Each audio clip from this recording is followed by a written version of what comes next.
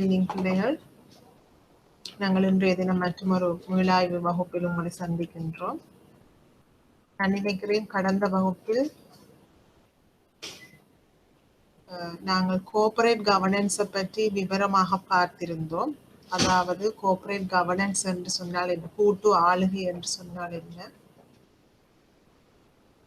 இடர்நேர்வு முகாமைத்துவம் என்ன, ஏன் ஒரு நிறுவனத்துக்கு கூட்டு ஆளுகை மிகவும் முக்கியமாக இருக்கின்றது என்பது பற்றி நாங்கள் கடந்த வகுப்பில் விரிவாக பார்த்திருந்தோம். அத்துடன் இந்த கூட்டு ஆள்கையில் பிரதானமாக 3 பங்குகள் இருக்குது என்று பார்த்தோம். அதாவது ஒன்று கவர்னன்ஸ், ஆளுகை என்று சொல்லப்படுகின்றது. அடுத்தது கம்ப்ளைன்ஸ் என்று சொல்லப்படுகின்ற இணக்கப்பாடு. அதற்கு அடுத்தது ரிஸ்க், அதாவது நாங்கள் இடர்நேர்வு என்று சொல்லுவோம். ஆகவே இந்த ரிஸ்க், இடர்கள் அல்லது இடர்நேர்வு, கம்ப்ளைன்ஸ் இணக்கப்பாடு மற்றும் ஆளுகை ஆக 3ம் சேர்ந்த அந்த கூட்டு ஆளுகை என்பது கோஆபரேட் கவர்னன்ஸ் என்பது இந்த வங்கி மற்றும் நிதியியல் நிறுவனங்களுக்கு அதனுடைய தொழிற்பாடுகளை சரியாக சிறந்த முறையில் கொண்டு நடாத்துவதற்கு மிகவும் அத்தியாவசியமானது என்று சொல்லி நாங்கள் கடந்த வகுப்பில் பார்த்திருந்தோம். ரைட், இன்றைய வகுப்பில் நான் அநேகமாக இன்றைய வகுப்பு இந்த தவணைக்கான இறுதி வகுப்பாக இருக்கும். ஆகவே நாங்கள் இன்று அதிகமாக கடந்த காலங்களில் இடம்பெற்ற வினாத்தாள்களை பற்றிய ஒரு மீளாய்வு ஒன்றை செய்வது சிறந்ததாக இருக்கும் என்று நான் நினைக்கின்றேன். ஏனெனில் நீங்கள் பரீட்சையை எதிர்நோக்க போறீங்கள் அடுத்ததாக. ஆகவே நீங்கள் கல்வி கற்பதற்கு ஆயத்தமாக இருப்பீர்கள். ரைட், ஆகவே பிள்ளைகள், நாங்கள் கடந்த வகுப்பில் இந்த இடர்நேர்வு முகாமைத்துவத்தை பற்றி விரிவாக பார்த்திருந்தோம். அதாவது அங்கே இடர்களை இனம் காணுதல், ஐடென்டிபிகேஷன், அந்த இனம் காணப்பட்ட இடர்களை மதிப்பீடு செய்தல், அசஸ்மெண்ட், அந்த மதிப்பீடு செய்யப்பட்ட இடர்களை மதிப்பீட்டின் அடிப்படையில் சில கட்டுப்பாட்டு நடவடிக்கைகளை மேற்கொண்டு அத்தகைய இடர்கள் எதிர்காலத்தில் ஏற்படாமல் இருக்கும் வகையில் கட்டுப்படுத்துகின்ற நடவடிக்கையை கட்டுப்படுத்துதல் அல்லது கண்ட்ரோல் என்று சொல்லி அழைப்போம். தொடர்ச்சியாக வேறு ஏதாவது இடர்நேர்வுகள் தோன்றுகின்றதா என்பதனையும் நாங்கள் மேற்கொண்ட கட்டுப்படுத்தல் நடவடிக்கைகள் எங்களால் எதிர்பார்க்கப்பட்ட அத்தகைய இடர்நேர்வுகளை அது குறைத்திருக்கின்றனவா என்பது தொடர்பாக தொடர்ச்சியாக கண்காணித்தல் வேண்டும். அதுதான் மானிட்டரிங் என்று சொல்லி பார்த்தோம். ஆகவே இடர்நேர்வு முகாமைத்துவம் அல்லது ரிஸ்க் மேனேஜ்மெண்ட் என்பது பிரதானமான 4 பகுதிகளை கொண்டிருக்கின்றது. இனம் காணுதல், மதிப்பீடு செய்தல், கட்டுப்படுத்துதல் மற்றும் கண்காணித்தல் என்று சொல்லி நாங்கள் பார்த்திருந்தோம். அதனை விட பல்வேறு வகையான இடர்நேர்வுகள் நிதிசார் நிறுவனங்கள் எதிர்கொள்கின்றன என்று பார்த்தோம். குறிப்பாக நிதிசார் இடர்நேர்வுகள், அதாவது குறிக்கப்பட்ட நிதிசார் கம்பெனிகளின் 5 வகையின் பாதிப்பை ஏற்படுத்தக்கூடிய இடர்நேர்வுகளை நாங்கள் நிதிசார் ஆபத்துக்கள் என்று பார்த்தோம். இந்த நிதிசார் ஆபத்துக்களில் பிரதானமாக 3 வகை காணப்படுகின்றது. கடன் ஆபத்து என்று சொல்லப்படுகின்ற கிரெடிட் ரிஸ்க், அதாவது வங்கிகள் மற்றும் நிதி நிறுவனங்களினால் வழங்கப்பட்ட கடன்களை பெற்ற வாடிக்கையாளர்கள் உரிய காலத்தில் உரிய தவணை பணத்தையும் உரிய வட்டி கொடுப்பனவையும் திருப்ப செலுத்தாமல் விடுவதற்கான இடர்நேர்வு தான் இந்த கடன் ஆபத்து. நாங்கள் இதனை டிஃபால்ட் ரிஸ்க் என்றும் சொல்லுவோம். அடுத்த சந்தை ஆபத்து என்பது மார்க்கெட், அதாவது சந்தையில் ஏற்படுகின்ற சந்தை காரணிகளினால் ஏற்படுகின்ற இடர்நேர்வு. இது உதாரணமாக நாங்கள் திரைசேரி உண்டியல்கள் முறிகள் என்று சொன்னால் நாங்கள் சொல்லுவோம் சந்தை ஆபத்தாக வட்டி வீதத்தில் ஏற்படுகின்ற மாற்றத்தினாலும் வட்டி வீத ஆபத்து. அதாவது சந்தையில் வட்டி வீதங்கள் மற்றும் பங்குகள் என்று சொன்னால் பங்குகள் விலைகளில் ஏற்படுகின்ற மாற்றம், கமோடிட்டிஸ் பொருட்கள் என்று சொன்னால் பொருட்களின் விலைகளில் ஏற்படுகின்ற மாற்றம், ஃபாரின் கரன்சிஸ் ஃபாரெக்ஸ் என்று சொன்னால் அந்த நாணய மாற்று வீதங்களில் ஏற்படுகின்ற மாற்றத்தினால் எம்மிடமுள்ள சொத்துக்களின் பெறுமதியில் ஏற்படுகின்ற இடர்நேர்வைத்தான் இந்த சந்தை இடர்நேர்வு என்று நாங்கள் சொல்லிக் கொள்வோம். அதற்கு அடுத்ததாக பார்த்தோம் பணப்புழக்க இடர்நேர்வு அல்லது திரவத்தன்மை இடர்நேர்வு என்று பார்த்தோம். ஆங்கிலத்தில் லிக்விடிட்டி ரிஸ்க் என்று கூறுவோம். ஆகவே இந்த லிக்விடிட்டி ரிஸ்க் என்று சொன்னால் என்ன என்று சொன்னால், எம்மிடமுள்ள சொத்துக்களை பாராத நேரத்தில் எமக்கு பணம் தேவைப்படுகின்ற போது, திரவத்தன்மை என்று சொன்னால் எங்களுக்கு தெரியும் காசுக்கு சமனான சொத்துக்களையும் நாங்கள் திரவ சொத்துக்கள் என்று பொதுவாக கூறிக்கொள்வதுண்டு. ஆகவே பிள்ளைகள், இந்த திரவத்தன்மை ஆபத்து என்பது எங்களுக்கு திரவத்தன்மை தேவைப்படுகின்ற போது, நமக்கு பணம் உடனடியாக தேவைப்படுகின்ற போது, எம்மிடம் போதிய அளவு காசு இல்லாத சந்தர்ப்பத்தில் எம்மிடம் உள்ள சொத்துக்களை சந்தையில் கொண்டு போய் வித்து காசை பெற்றுக் கொள்ளலாம். ஆகவே எம்மிடம் உள்ள சொத்துக்களை அந்த சொத்துக்கள் கொள்வனவு செய்த பெறுமதிக்காவது, அட்லீஸ்ட் அந்த பெறுமதிக்காவது விற்க முடியாமல் போகின்ற ஆபத்தை தான் நாங்கள் இந்த திரவத்தன்மை ஆபத்து என்று சொல்லுவோம். சில வேளைகளில் அடிமட்ட விலைக்கு விற்கிறேன்னு சொல்லுவினோம். அவசரமாக எங்களுக்கு பணம் தேவைப்படுகின்றது, அதனால் எம்மிடம் உள்ள சொத்துக்களை உரிய விலை மார்க்கெட்டில் இல்லாத போகின்ற சந்தர்ப்பத்தில் மிகவும் குறைந்த ஒரு விலைக்கு நமது சொத்துக்களை அநியாயமாக விற்க வேண்டி ஏற்படுகின்ற நிலைமையைத்தான் இந்த திரவத்தன்மை ஆபத்து என்று நாங்கள் சொல்லிக் கொள்வோம். அடுத்தது நிதி அல்லாத ஆபத்துக்கள் என்பது நான் பைனான்சியல் ரிஸ்க் என்று சொல்லுவோம். இது பிரதானமாக இருக்கின்றது செயற்பாட்டு ஆபத்து. எங்களிடம் சரியான சிஸ்டம் அண்ட் கண்ட்ரோல்ஸ் இல்லை, முறையான தகவல் தொழில்நுட்ப முறைகள் இல்லை. இதனால நிறைய நாங்கள் மனித வளத்தை பயன்படுத்தி வேலைகளை செய்கின்ற போது அங்கே ஹியூமன் எரர்ஸ், பல வகையான பிழைகள் ஏற்படுவதற்குரிய சந்தர்ப்பங்கள் காணப்படுகின்றது. அத்தகைய இடநேர்வுகளை நாங்கள் செயற்பாட்டு ஆபத்து என்று சொல்லுவோம். இது ஒரு உதாரணத்துக்கு நான் இப்போது கூறியிருக்கின்றேன். அடுத்தது சட்ட ஆபத்து. ஏற்புடைய சட்டங்களை சரியான முறையில் நிதி கம்பெனிகள் பின்பற்றாமல் போகின்ற சந்தர்ப்பத்தில் அவர்களுக்கு ஏற்படுகின்ற இழப்பீடுகள் அல்லது இடர்நேர்வுகளைத்தான் இந்த லீகல் ரிஸ்க் அல்லது சட்ட ஆபத்து என்பது சுட்டி காட்டுகின்றது. சரியான முறையில் சட்டத்தை பின்பற்றாமல் போகின்ற போது சில வேளைகளில் அவர்கள் தண்ட பணத்தையும் செலுத்த வேண்டி ஏற்படலாம். ஆகவே ஏற்புடைய சட்ட திட்டங்கள், ஒழுங்கு விதிகளை அந்தந்த நிறுவனங்கள் பின்பற்றுதல் வேண்டும். நற்பெயர் ஆபத்து. இது பல்வேறு சந்தர்ப்பங்களில் நிதி ஆபத்தினால் இருக்கலாம், இல்லாட்டில் நிதியல்ல ஆபத்து, செயற்பாட்டு ஆபத்து, சட்ட ஆபத்து போன்ற பல்வேறு ஆபத்துக்களால் நிறுவனத்தினுடைய நற்பெயருக்கு எழுகின்ற பாதிப்பு தான் இந்த நற்பெயர் ஆபத்து அல்லது ரெப்யூட்டேஷன் ரிஸ்க் என்று நாங்கள் சொல்லுவோம். அதற்கு அடுத்ததாக எங்களுக்கு தெரியும், நிதிசார் கம்பெனிகள் என்று சொல்கின்ற போது பல்வேறு ரெகுலேட்டர்ஸ் அல்லது ஒழுங்கு விதிப்பாளர்கள் அல்லது கட்டுப்பாட்டாளர்கள் காணப்படுகிறார்கள். உதாரணமாக இலங்கையில் வங்கிகள் மற்றும் நிதி கம்பெனிகள் என்று சொன்னால் எங்களுக்கு தெரியும், இலங்கை மத்திய வங்கி, சென்ட்ரல் பேங்க் ஆஃப் ஸ்ரீலங்கா காணப்படுகிறது. பங்கு நடவடிக்கைகள் என்று சொன்னால் எங்களுக்கு தெரியும், கொழும்பு ஸ்டாக் எக்ஸ்சேஞ்ச், கொழும்பு பங்கு பரிவர்த்தனை நிலையம் காணப்படுகிறது. மற்றது செக்யூரிட்டிஸ் அண்ட் எக்ஸ்சேஞ்ச் கமிஷன் காணப்படுகின்றது. அதே நேரம் காப்புறுதி கம்பெனிகள் என்று சொன்னால் எங்களுக்கு தெரியும், இன்சூரன்ஸ் போர்ட் காணப்படுகின்றது. இது பற்றி நாங்கள் விரிவாக கடந்த வகுப்புகளில் பார்த்திருக்கின்றோம். இன்றைய தினம் நான் ஒரு சுருக்கத்தை மட்டும் உங்களுக்கு கூறிக்கொண்டு செல்கின்றேன், உங்களுடைய பரீட்சைக்கு உதவும் விதமாக. ரைட்? ஆகவே இந்த ரெகுலேட்டர்ஸ் அல்லது கட்டுப்பாட்டாளர்களினால் வழங்கப்படும் கட்டுப்பாடுகளை சரியான முறையில் நிதிசார் கம்பெனிகள் பின்பற்றாமல் போகின்ற போது எழுகின்ற இடர்நேர்வு, இதுவும் சட்ட ஆபத்து போன்ற சில வேளைகளில் பெனால்டி, தண்டப்பணம் கூட நிறுவனங்கள் கட்ட வேண்டி ஏற்படலாம். ஆகவே பிள்ளைகள், அத்தகைய ஆபத்தை நாங்கள் ஒழுங்குமுறை ஆபத்து அல்லது ரெகுலேட்டரி ரிஸ்க் என்று நாங்கள் கூறிக்கொள்வோம். அடுத்தது மூலோபாய ஆபத்து. எங்களுக்கு தெரியும், நாங்கள் கடந்த வகுப்பிற்கு முதல் 2 வகுப்புகளில் விரிவாக இந்த மூலோபாய திட்டமிடல் அல்லது தந்திரோபாய திட்டமிடல் அல்லது ஆங்கிலத்திலே ஸ்ட்ராட்டஜிக் பிளானிங் என்பது என்றால் என்ன என்பது பற்றி விரிவாக கலந்துரையாடி இருக்கின்றோம். ஆகவே எங்களுக்கு தெரியும், இந்த ஸ்ட்ராட்டஜிக் பிளானிங் என்றது நாங்கள் விஷன், மிஷன், கோல்ஸ், ஆப்ஜெக்டிவ்ஸ், அதாவது நிறுவனத்தின் நீண்டகால நோக்கு, குறுகியால நோக்கு, அதனுடைய நோக்கங்கள் என்ன என்பது தொடர்பாக முறையாக திட்டமிடுகின்ற செயல்முறை இந்த ஸ்ட்ராட்டஜிக் பிளானிங் அல்லது தந்திரோபாய திட்டமிடல் என்று பார்த்தனாங்கள். ஆகவே இத்தகைய திட்டத்தினை சரியான முறையில் செய்யாமல் போகின்ற போது எழுகின்ற இடர்நேர்வினைத்தான் இந்த மூலோபாய ஆபத்து சுட்டி காட்டுகின்றது. அடுத்தது நாங்கள் விரிவாக பார்த்திருந்தோம் கடந்த வகுப்பில், இந்த நிறுவன இடர்நேர்வு முகாமைத்துவம் அல்லது இன்றைய காலத்தில் மிக முக்கியமாக இருக்கின்ற இந்த இடர்நேர்வு கட்டமைப்பு என்டர்பிரைஸ் ரிஸ்க் மேனேஜ்மெண்ட், ஆங்கிலத்திலே நிறுவனம் சார் இடர்நேர்வு முகாமைத்துவம் என்றால் என்னன்னு சொல்லி பார்த்தோம். இது முழு நிறுவனத்திற்குமான சரியான ஒரு இடர்நேர்வு முகாமைத்துவத்தினை கொண்டு வருகின்ற செயற்பாட்டினை தான் இது குறித்து நிற்கின்றது.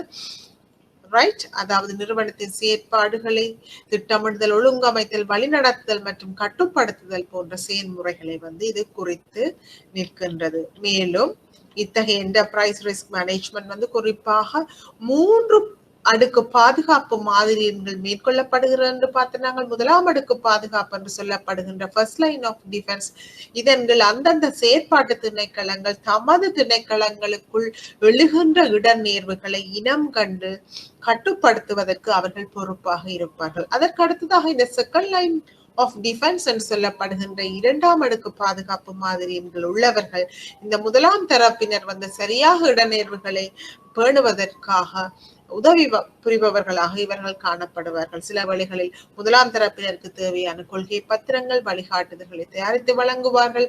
அவர்கள் சரியான முறையில் அந்த கொள்கை பத்திரங்களுக்கு இணங்க செயற்பாட்டு திணைக்களங்கள் தமது செயற்பாடுகளை மேற்கொள்கின்றனவா என்பதனை இந்த 2ஆம் தரப்பினர் சரிபார்க்கவும் செய்வார்கள்.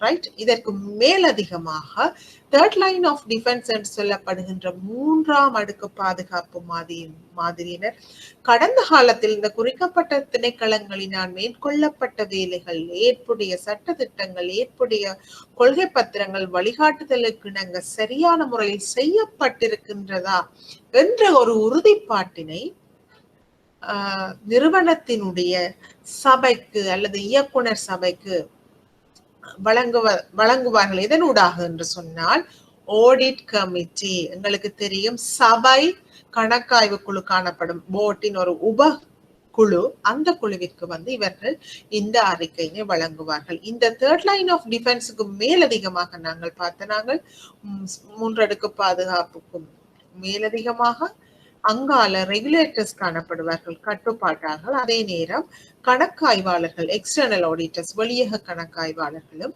காணப்படுவார்கள் என்று சொல்லி நாங்கள் பார்த்தோம் பிள்ளைகள். இப்போது நாங்கள் கடந்த கால சில வினாத்தாள்களை பற்றி பார்க்க போகின்றோம்.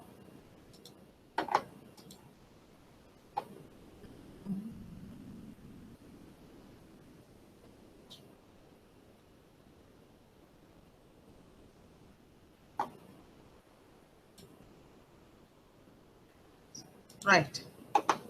இதில் ஒரு கேள்வி இருக்கு பாருங்க பிள்ளைகள். பிரதான இணக்கப்பாட்டு அதிகாரிக்கும் அதாவது சீஃப் கம்ப்ளைண்ட்ஸ் ஆபீசருக்கும் பிரதான உள்ளக என்று வர வேண்டும். உள்ளக கணக்காய்வாளர் அதாவது சீஃப் இன்டர்னல் ஆடிட்டர் அல்லது கம்ப்ளைண்ட்ஸுக்கும் இன்டர்னல் ஆடிட்டுக்கும் இடையே உள்ள வித்தியாசம் என்னென்று கூட கடந்த காலங்களில் கேள்விகள் கேட்கப்பட்டிருக்கின்றன. ஆகவே பிள்ளைகள் எங்களுக்கு தெரியும் கம்ப்ளைண்ட்ஸ் ஃபங்க்ஷன் என்று சொல்றது இந்த இணக்கப்பாட்டு செயற்பாடு இதுல சொல்லப்பட்டிருக்குது பாருங்க. இணக்க செயற்பாடு என்று சொல்லப்படுகின்ற அந்த கம்ப்ளைண்ட்ஸ் ஃபங்க்ஷன் வந்து அன்றாட நடவடிக்கைகளில் அனைத்து விதிகள், ரைட், அதாவது ரூல்ஸ் அண்ட் ரெகுலேஷன்ஸ் அல்லது லோஸ் அண்ட் ரெகுலேஷன்ஸ், அனைத்து விதிகள் மற்றும் ஒழுங்குமுறைகள் வந்து சரியாக பின்பற்றப்படுகின்றன என்பதற்கான நியாயமாக உறுதி செய்கின்றது. ரைட். அதாவது அந்தந்த திணைக்களங்கள் தமக்கு ஏற்புடைய விதிகள் மற்றும் ஒழுங்குமுறைகளை பின்பற்றுகிறார்கள் என்பதனை இந்த இணக்க செயற்பாடு என்று சொல்லப்படுகின்ற கம்ப்ளைண்ட்ஸ் ஃபங்க்ஷன் வந்து உறுதி செய்கின்றது. ஆனால் இந்த இன்டர்னல் ஆடிட் என்று சொல்லப்படுகின்ற உள்ளக கணக்காய்வு முறைமை வந்து உள்ளக கணக்காய்வு என்ன செய்யுது என்று சொன்னால் சிஸ்டம் அண்ட் ப்ரொசீஜர்ஸ், ரைட், முறைமை மற்றும் நடைமுறைகள் குறித்து ஒரு உத்தரவாதத்தினை அளிக்கின்றது. அதாவது செயற்பாட்டு திணைக்களங்கள் தமக்குரிய வேலைகளை சரியான முறையில் செய்வதற்கு போதிய அளவு சிஸ்டம் முறைமைகள் கொண்டிருக்கின்றார்கள், போதிய அளவு உள்ளக கட்டுப்பாடுகள் இன்டர்னல் கண்ட்ரோல்ஸ் அவர்களிடம் இருக்கின்றது என்பது தொடர்பான ஒரு உத்தரவாதத்தினை நாங்கள் ஏற்கனவே பார்த்தது மாதிரி சபை கணக்காய்வு குழுவிற்கு வழங்குகிறார்கள். நான் இன்றைக்கு கொஞ்சம் ஃபாஸ்டா போறேன் பிள்ளைகளே, இன்றைக்கு வந்து ஃபைனல் கிளாஸ் இறுதி வகுப்பாக இருக்கிறதால நான் இயன்ற அளவு இந்த பாஸ் பேப்பர் கொஸ்டின்ஸை நான் கவர் பண்ண வேண்டும் என்று நினைக்கிறேன். என்னால் முடிந்த அளவு நான் முயற்சி செய்கின்றேன். ரைட். அடுத்தது இந்த இணக்க செயற்பாடு 2வது பாதுகாப்பு மாதிரிகள் வரும் என்று சொல்லி நாங்கள் சற்று முன்னர் பார்த்து நாங்கள். அதே நேரம் இந்த இன்டர்னல் ஆடிட் சொல்லப்படுகிற உள்ளக கணக்காய்வு வந்து தேர்ட் லைன் ஆஃப் டிஃபென்ஸ் 3ஆம் அடுக்கு பாதுகாப்பு மாதிரிகள் வருகின்றது. இணக்க செயற்பாடு தற்போதைய மற்றும் எதிர்காலத்துடன் தொடர்புபடுகின்றது. கம்ப்ளைண்ட்ஸ் இன்றையும் ஃபோக்கஸ் பண்ணும், ஃபியூச்சரையும் ஃபோக்கஸ் பண்ணும், பிரசன்ட் அண்ட் ஃபியூச்சர். ஆனால் இந்த உள்ளக கணக்காய்வு பாஸ்ட், கடந்த காலத்துல நடந்தவற்றை உள்ளடக்கி இருக்கின்றது. உள்ளக கணக்காய்வு தொழிற்பாடு இணக்கத்தை விட அதிக சுயாதீனமானது. நாங்கள் இதை பற்றி எனக்கு ஞாபகம் இருக்கின்றது, நாங்கள் விரிவாக கலந்துரையாடி இருந்தோம். இந்த இன்டர்னல் ஆடிட்டர்ஸ் நிறுவனத்தில் உள்ள எந்த இடத்துக்கும் சென்று எந்த டாக்குமெண்ட்ஸ் எந்த ஏட்டினையும் பரிசீலிப்பதற்குரிய அதிகாரம் அவர்களுக்கு வழங்கப்பட்டிருக்கின்றது. ஆனால் இந்த கம்ப்ளைண்ட்ஸ் டிபார்ட்மெண்ட்டுக்கு அவ்வாறு வழங்கப்படவில்லை. ரைட். அடுத்தது பார்ப்போம் பிள்ளைகள், இந்த கணக்காய்வு என்று சொன்னால் என்ன? கணக்காய்வு என்று சொன்னால், ஒரு கணக்காய்வு என்பது ஒரு நிறுவனத்தினுடைய புத்தகங்கள், கணக்குகள், சட்ட ரீதியான பதிவுகள், ஆவணங்கள் மற்றும் வவுச்சர்கள் எல்லாவற்றையும் முறையான மற்றும் சுயாதீனமான பரிசோதனை, இவையெல்லாம் சரியான முறையில் பேணப்பட்டிருக்கின்றனவா, சரியான முறையில் பதிவுகள் மேற்கொள்ளப்பட்டிருக்கின்றனவா என்பதை உறுதிப்படுத்துவதற்கான ஒரு பரிசோதனை ஆகும். இது மேலும் நிறுவனத்திலான கணக்கு பதிவேடுகள் சீராக பேணப்படுகின்றன என்பதனை உறுதிப்படுத்துவதற்கு முயற்சிக்கின்றது. ரைட். கணக்காய்வு என்பது ஒரு பாதுகாப்பு நடவடிக்கை ஆகும். இது நிதிநிலை அறிக்கைகள், ஃபைனான்சியல் ஸ்டேட்மெண்ட்ஸ் அல்லது கணக்காய்வுக்கு உட்படுத்தப்பட்ட வேறு எந்த ஒரு பகுதியும் தவறான விளக்கங்களில் இருந்து விடுபடுவதாக பல்வேறு பங்குதாரர்களுக்கும் ஸ்டேக் ஹோல்டர்ஸுக்கும் வழங்கப்படுகின்ற ஒரு மூன்றாம் தரப்பு உறுதியளிப்பாக அமைகின்றது. ஒரு இண்டிபெண்டன்ட் அசூரன்ஸ் ஒன்று இவர்கள் வழங்குவார்கள் ஸ்டேக் ஹோல்டர்ஸுக்கு. அப்போ ஒரு மூன்றாம் தரப்பினர் இந்த குறிக்கப்பட்ட நிறுவனத்தினுடைய பைனான்சியல் ஸ்டேட்மெண்ட்ஸை பார்க்கும்போது அவர்கள் இந்த ஆடிட்டர்ஸின் கணக்காய்வாளர்களுடைய ஒப்பீனியனை பார்ப்பார்கள். அவர்கள் கணக்காய்வு அறிக்கையில் இங்கே சரியான முறையில் இந்த நிதிசார் கூற்றுகள் தயாரிக்கப்பட்டிருக்கின்றன என்று சொன்னால் நாங்கள் ஒரு நம்பிக்கையை பெறலாம் அந்த குறிக்கப்பட்ட நிறுவனம் தொடர்பாக. ஆகவே கணக்காய்வு என்பது ஒரு நிறுவனத்தின் நிதி தகவல்களுக்கு பெரும்பாலும் பிரயோகிக்கப்படுகின்றது. மேலும் ஒரு நிதி நிறுவனத்தில் கணக்காய்வுக்கு உட்படுத்தப்பட்ட பிற பகுதிகளாக இதை தவிர இணக்கப்பாடு, உள்ளக கட்டுப்பாடுகள், இடநேர்வு மேலாண்மை போன்றவையும் காணப்படுகின்றது. ரைட். நாங்கள் இந்த இன்டர்னல் ஆடிட்டர்ஸ் இந்த இரண்டாம் தரப்பு இரண்டாம் அடுக்கு பாதுகாப்பு மாதிரிகள் காணப்படுகின்ற இந்த கம்ப்ளைன்ஸ் என்று சொல்லப்படுகின்ற இணக்கப்பாடு, ரிஸ்க் மேனேஜ்மெண்ட் என்று சொல்லப்படுகின்ற இடர் மேலாண்மை போன்றவற்றையும் கூட இவர்கள் கணக்காய்வு செய்வார்கள். கணக்காய்வுகளின் முக்கிய வகைகளாக உள்ளக கணக்காய்வு இன்டர்னல் ஆடிட் காணப்படுகின்றது, வெளியக கணக்காய்வு எக்ஸ்டர்னல் ஆடிட் காணப்படுகிறது. அப்ப சில வேளைகளில் உங்களுக்கு கேள்விகள் கேட்கப்படலாம் பிள்ளைகள் எக்ஸாமுக்கு. பட் அதாவது உள்ளக கணக்காய்வுக்கும் வெளியக கணக்காய்வுக்கும் இடையே உள்ள வேறுபாடுகள் என்ன? இந்த ஸ்லைட்ஸில் வேறுபாடுகள் தெளிவாக வழங்கப்பட்டிருக்கின்றது. நான் ஏற்கனவே இது பற்றிய பூரண விளக்கத்தை உங்களுக்கு கடந்த வகுப்புகளில் வழங்கி இருக்கின்றேன்.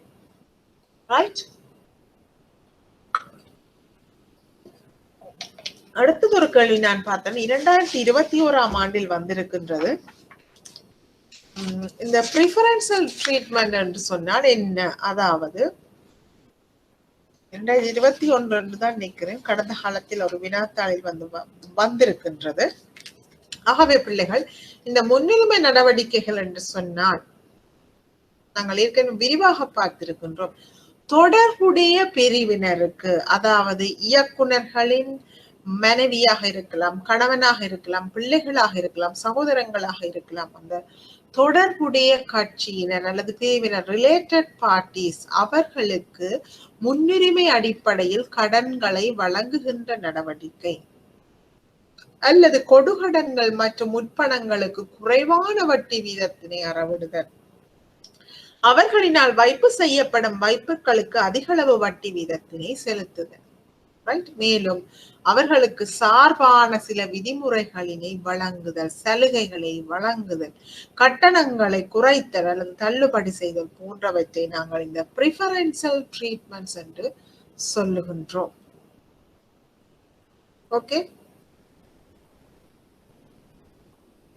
இந்த தொடர்புடைய பிரிவினர் தொடர்பான ரிலேட்டட் பார்ட்டிஸ் தொடர்பான கொடுக்கல் வாங்கல்கள் இலங்கை மத்திய வழிகாட்டுதல் அது தொடர்பான வழிகாட்டுதல்கள் அந்த கைட்லைன்ஸை வந்து சிபிஎஸ்எல் வந்து வெளியிட்டிருக்கின்றது. அதே நேரம் செக்யூரிட்டிஸ் அண்ட் எக்ஸ்சேஞ்ச் கமிஷன்ஸ் அதாவது பத்திரங்கள் மற்றும் பரிமாற்ற ஆணையமும் இது தொடர்பான ஒரு கோட் ஆஃப் பெஸ்ட் பிராக்டிஸை வந்து சந்தைக்கு வழங்கி இருக்கின்றது. தொடர்பாக நான் ஏற்கனவே விளங்கப்படுத்தி இருக்கின்றேன். ரைட், அதை விட இந்த ரிலேட்டட் பார்ட்டி தொடர்பான சில வெளிப்படுத்தைகள் டிஸ்க்ளோசர்ஸ் வந்து அவசியமாக இருக்கின்றது. என்னன்னு சொல்லி பார்த்தால் தொடர்புடைய கட்சிகள் விவரங்கள் அவர்களுடைய உறவு முறை என்பதை பற்றி வெளிப்படுத்த வேண்டி இருக்கின்றது, டிஸ்க்ளோஸ் பண்ண வேண்டி இருக்கின்றது.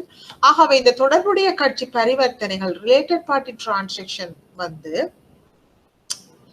அந்த குறிக்கப்பட்ட வங்கி அல்லது நிதி நிறுவனத்தில் ஏதாவது ரிலேட்டட் பார்ட்டி ஆர்பிடி என்று சொல்லப்படுகின்ற இந்த ரிலேட்டட் பார்ட்டி டிரான்சாக்ஷன் ஏதாவது இருந்தால் அது வந்து வெளிப்படுத்தப்பட வேண்டும். எவ்வாறு சொன்ன என்னென்ன தகவல் என்று சொன்னால் அந்த ரிலேட்டட் பார்ட்டியினுடைய உறவு முறை என்ன வகையான கொடுக்கல் வாங்கல்கள் இடம்பெற்றிருக்கின்றது, அவுட்ஸ்டாண்டிங் பேலன்ஸ் நிலுவையில் உள்ள மீதிகள் எவை, ரைட், ஏதாவது அவர்களுக்கு வழங்கப்பட்ட கடன்கள் திருப்பி செலுத்தாம இருக்கின்ற பேட் டெப்ட்ஸ் நட்ட கடன்கள் ஏதாவது இருக்கின்றனவா என்பது தொடர்பாக வெளிப்படுத்தப்பட வேண்டும்.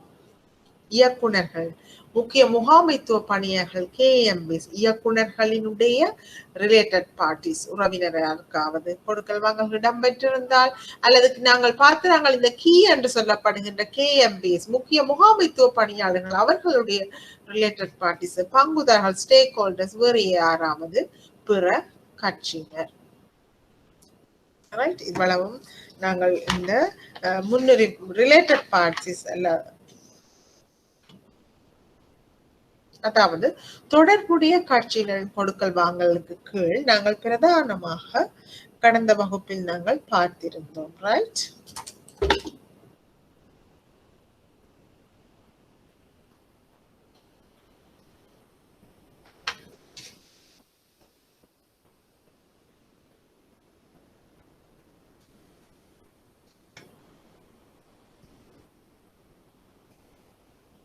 அடுத்தது பிள்ளைகள் சில கேள்விகளை பார்ப்போம். அடுத்து கேள்விகளை நாங்கள் பார்த்தால் பாருங்க, ஏன் வங்கிகளுக்கு திரவத்தன்மை தேவைப்படுகிறது என்று ஒரு கேள்வி வந்திருக்கின்றது. உங்களுக்கு தெரியும் நினைக்கிறேன், நான் திரவத்தன்மை இடநேர்வுக்கு கீழும் திரவத்தன்மை என்று சொன்னால் என்னென்று விளங்கப்படுத்தி இருக்கின்றன. அதாவது தேவை ஏற்படுகின்ற போது காசினை திரட்டி கொள்ள முடியாமல் போகின்ற நிலை திரவத்தன்மை இடர்நேர்வு என்று நாங்கள் பார்த்திருந்தோம்.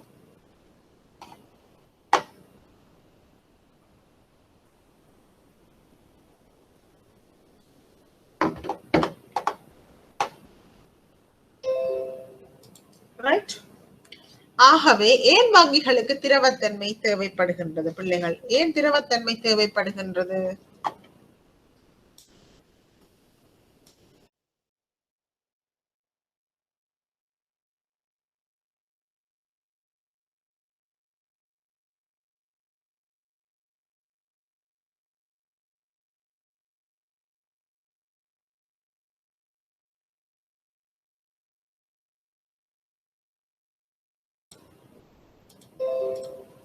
ரைட் பிள்ளைகள், ஆகவே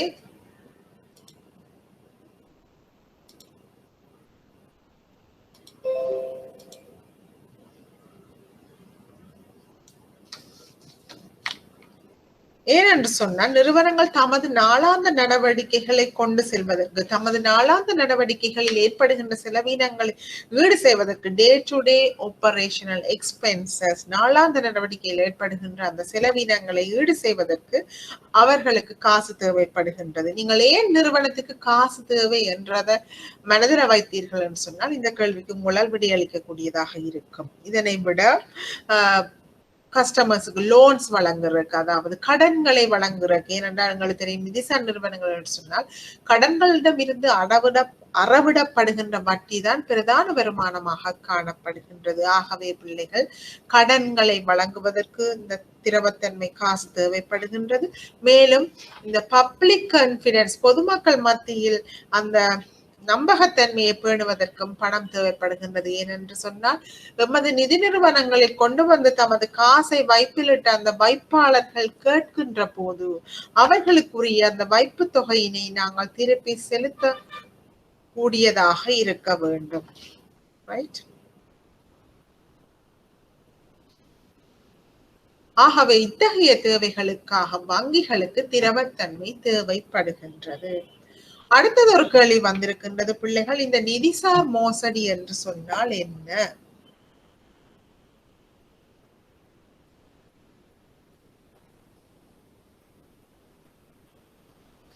நிதிசார் மோசடி என்று சொன்னால் என்னன்னு சொன்னால், நிறுவனத்தில் வேலை செய்கின்ற பணியாளர்கள் என்ன செய்வார்கள் என்று சொன்னால், தமது சொந்த நலன்களுக்காக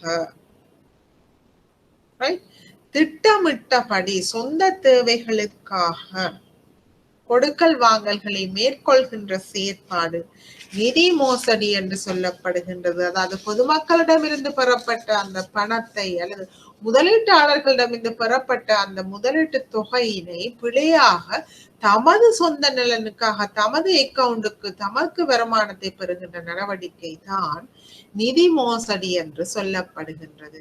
இந்த பண மோசடியை மணி லாண்டரிங், நிதிசார் மோசடி ஃப்ராட், அடுத்தது பண மோசடி மணி லாண்டரிங். அதாவது மணி லாண்டரிங் என்று சொன்னால் தவறான முறையில் பிழையான பணங்களினை திரட்டுகின்ற செயற்பாடு மணி லாண்டரிங். இத்தகைய பண மோசடியினை தவிர்ப்பதற்கான 2 நடவடிக்கைகள் தருக. என்னென்ன நடவடிக்கைகள் என்று சொன்னால் பாருங்க பிள்ளைகள், சரியான இந்த நாங்கள் ஒரு செக்ஷன் கம்ப்ளைண்ட்ஸுக்கு கீழ் ஆன்டி மணி லாண்டரிங் பாலிசிஸ், இந்த பண மோசடியை தவிர்ப்பதற்கான அல்லது இந்த பண மோசடியினை கண்டுபிடிப்பதற்கான சரியான கொள்கை பத்திரங்கள் வழிகாட்டுதல்களை நிதிசார் நிறுவனங்கள் தயாரித்து அமுல்படுத்துதல், சரியான முறையில் KYC என்று சொல்லப்படுகின்ற நோ யுவர் கஸ்டமர்ஸ், உங்கள் வாடிக்கையாளர்களை அறிந்து கொள்ளுங்கள். ஆகவே எங்களுடைய நிதிசார் நிறுவனத்துக்கு வருகின்ற வாடிக்கையாளர்கள் பற்றி சரியான முறையில் தகவல்களை திரட்டுதல், அலுவலர்களுக்கு போதிய அளவு பயிற்சி வழங்குதல் இதனை கண்டுபிடிப்பதற்கு. ரைட்? அடுத்தது போதிய அளவு வளத்தினை வழங்குதல். இந்த தொடர்பான நடவடிக்கையில் ஈடுபடுவதற்கு போதிய அளவு அலுவலகர்கள் ஸ்டாஃபினை வழங்குதல், சிஸ்டம்ஸ் தேவை என்று சொன்னால் சிஸ்டம் முறைமைகளை வழங்குதல், ஏதாவது இன்டர்னல் கண்ட்ரோல்ஸ் தேவை என்று சொன்னால் அவற்றை எல்லாம் நிறுவனம் வழங்குதல் வேண்டும். அடுத்த ஒரு கேள்வி வந்திருக்கு பிள்ளைகள், நாணய சபையினால் சென்ட்ரல் பேங்கின் மானிட்டரிங் போர்ட் என்று சொல்லப்படுகிற நாணய சபையினால் 2020 உரிமம் நீக்கப்பட்ட நிதி கம்பெனி எது?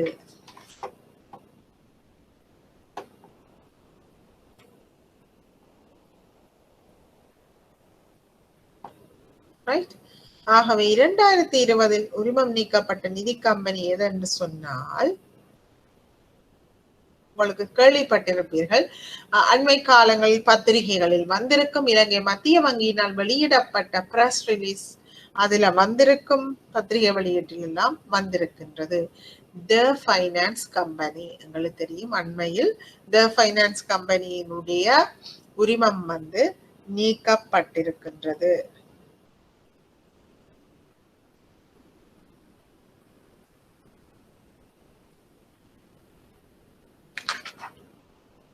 அடுத்தது நிதிசார் கணக்கியலுக்கும் முகாமைத்துவ கணக்கியலுக்கும் இடையிலான வேறுபாடு. இதுக்கு ஒரு முக்கியமான பகுதி பிள்ளைகள். பைனான்சியல் அக்கவுண்டிங் என்று சொல்லப்படுகின்ற நிதிசார் கணக்கியல் என்று சொன்னால் என்னென்றால்,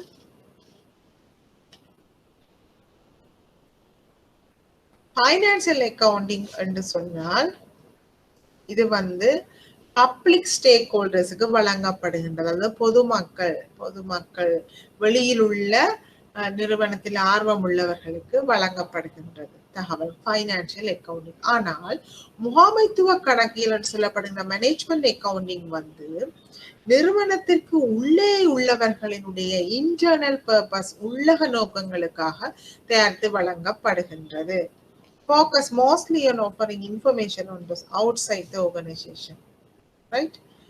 நிறுவனத்துக்கு வெளியே உள்ளவர்களுக்கு தன் பைனான்சியல் ரிப்போர்ட்டிங்கும் முகாமைத்துவ கணக்கில் நிறுவனத்திற்கு உள்ளே உள்ளவர்களால் வழங்கப்படுகின்றது. இந்த பைனான்சியல் அக்கவுண்டிங் பொதுவாக ரெகுலேட்டர்ஸ் கட்டுப்பாட்டாளர்கள் நிறுவனத்திற்கு கடனை வழங்குகின்ற கிரெடிட்டர்ஸ் நிறுவனத்திற்கு பங்கு மூலதனத்தை முதலீடு செய்கின்ற ஷேர் ஹோல்டர்ஸால் அநேகமாக பயன்படுத்தப்படுகின்றது. ஆனால் மேனேஜரியல் அக்கவுண்டிங் முகாமைத்துவ கணக்கியல் அநேகமாக முகாமையாளர்களினால் பயன்படுத்தப்படுகின்றது.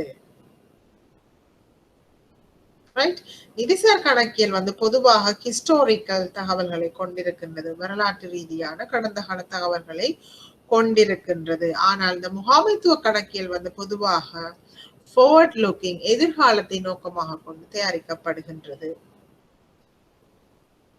நிதிசார் கணக்கியல் முழு ஆர்கனைசேஷனும் இந்திய ஆர்கனைசேஷனையும் கவனத்தில் கொள்கின்றது. ஆனால் மேனேஜரியல் அக்கவுண்டிங் ஒரு சில குறிக்கப்பட்ட பகுதிகளை கவனத்தில் கொண்டும் தயாரிக்கப்படுகின்றது.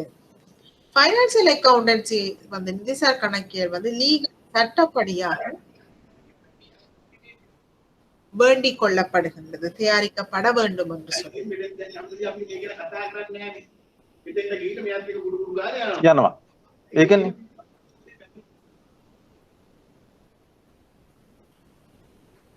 அதே நேரம் இந்த முகாமைத்துவ கணக்கியல் மேனேஜரியல் அக்கவுண்டிங் சட்டத்தினால் கேட்கப்படுவதில்லை. ரைட்? ஓகே பிள்ளைகள், அடுத்தது நிதிசார் அறிக்கையிடலின் நன்மைகள் என்ன, இந்த பைனான்சியல் ரிப்போர்ட்டிங்கின் பெனிஃபிட் என்ன. அப்ப நாங்க அடுத்ததாக பார்க்க போகின்றோம் இந்த நிதிநிலை செயற்திறன் பகுப்பாய்வு. ரைட்?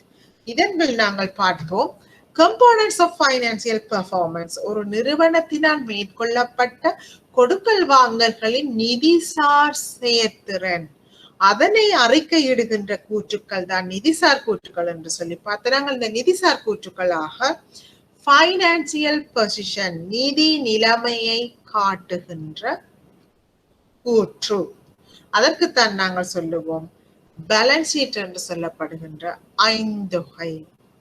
ரைட்? அடுத்தது பைனான்சியல் பெர்ஃபார்மன்ஸ், நிதிநிலை செயற்திறன்களை காட்டுகின்ற ப்ராஃபிட் அண்ட் லாஸ் அக்கவுண்ட், லாப நட்ட கணக்கு, காசு பாய்ச்சல் கூற்று, காசு தொடர்பான தகவல்களை வழங்குகின்றது. இக்யூட்டி, நிறுவனத்தின் பங்கு மூலதனங்கள், அதனில் ஏற்பட்ட மாற்றங்கள் பற்றிய தகவல்களை வழங்குகின்றது. ரைட்?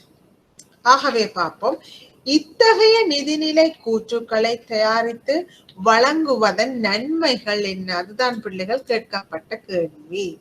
ஆகவே நன்மைகள் என்று சொன்னால் இவற்றினை அதாவது நிதிசார் அறிக்கையிடலினால் கிடைக்கின்ற நன்மைகள் என்று சொன்னால்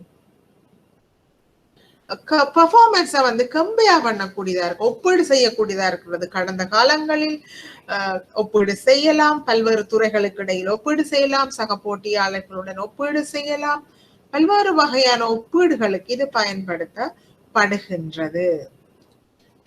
இம்ப்ரூவ் பண்ணது ரெப்யூட்டேஷன், நன்மதிப்பினையும் நிறுவனத்தினுடைய அந்த பிராண்ட் நேமினையும் சரியான முறையில் இந்த நிதி அறிக்கைகளை தயாரித்து வழங்கி கணக்காய்வு செய்யப்படுவதன் மூலம் மேம்படுத்தப்படுகின்றது.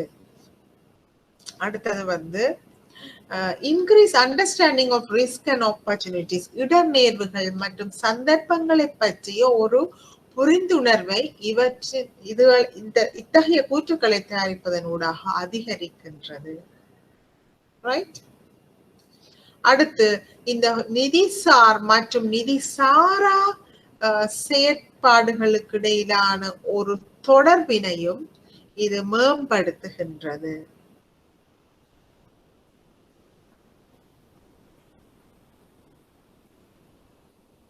அடுத்தது எக்ஸ்டர்னல் ஸ்டேக் ஹோல்டர்ஸ் இருக்கிறார்கள். நிறுவனத்தில் ஆர்வமுடைய தரப்பினர், நிறுவனத்துக்கு வெளியே உள்ளவர்கள், அதாவது நமக்கு கடன் வழங்குபவர்கள், நமது நிறுவனத்தின் எதிர்கால முதலீட்டாளர்கள், தற்போதைய முதலீட்டாளர்கள், இவர்கள் எல்லாருமே எமது நிறுவனம் தொடர்பான சரியான ஒரு பெறுமதியினை அறிந்து கொள்ளக்கூடியதா இருக்கும். எவ்வளவு சொத்துக்கள் இருக்கின்றது, எவ்வளவு பொறுப்புகள் இருக்குது என்று சொல்லி பல்வேறு தகவல்களை அவர்கள் பெற்றுக் கொள்ளக்கூடியதாக இருக்கின்றது. ரைட்? அடுத்தது நிதிசார் கூற்றுக்களின் வரையறைகள் என்ன, லிமிட்டேஷன் என்ன, முதல் நன்மையை பற்றி பார்த்தோம்.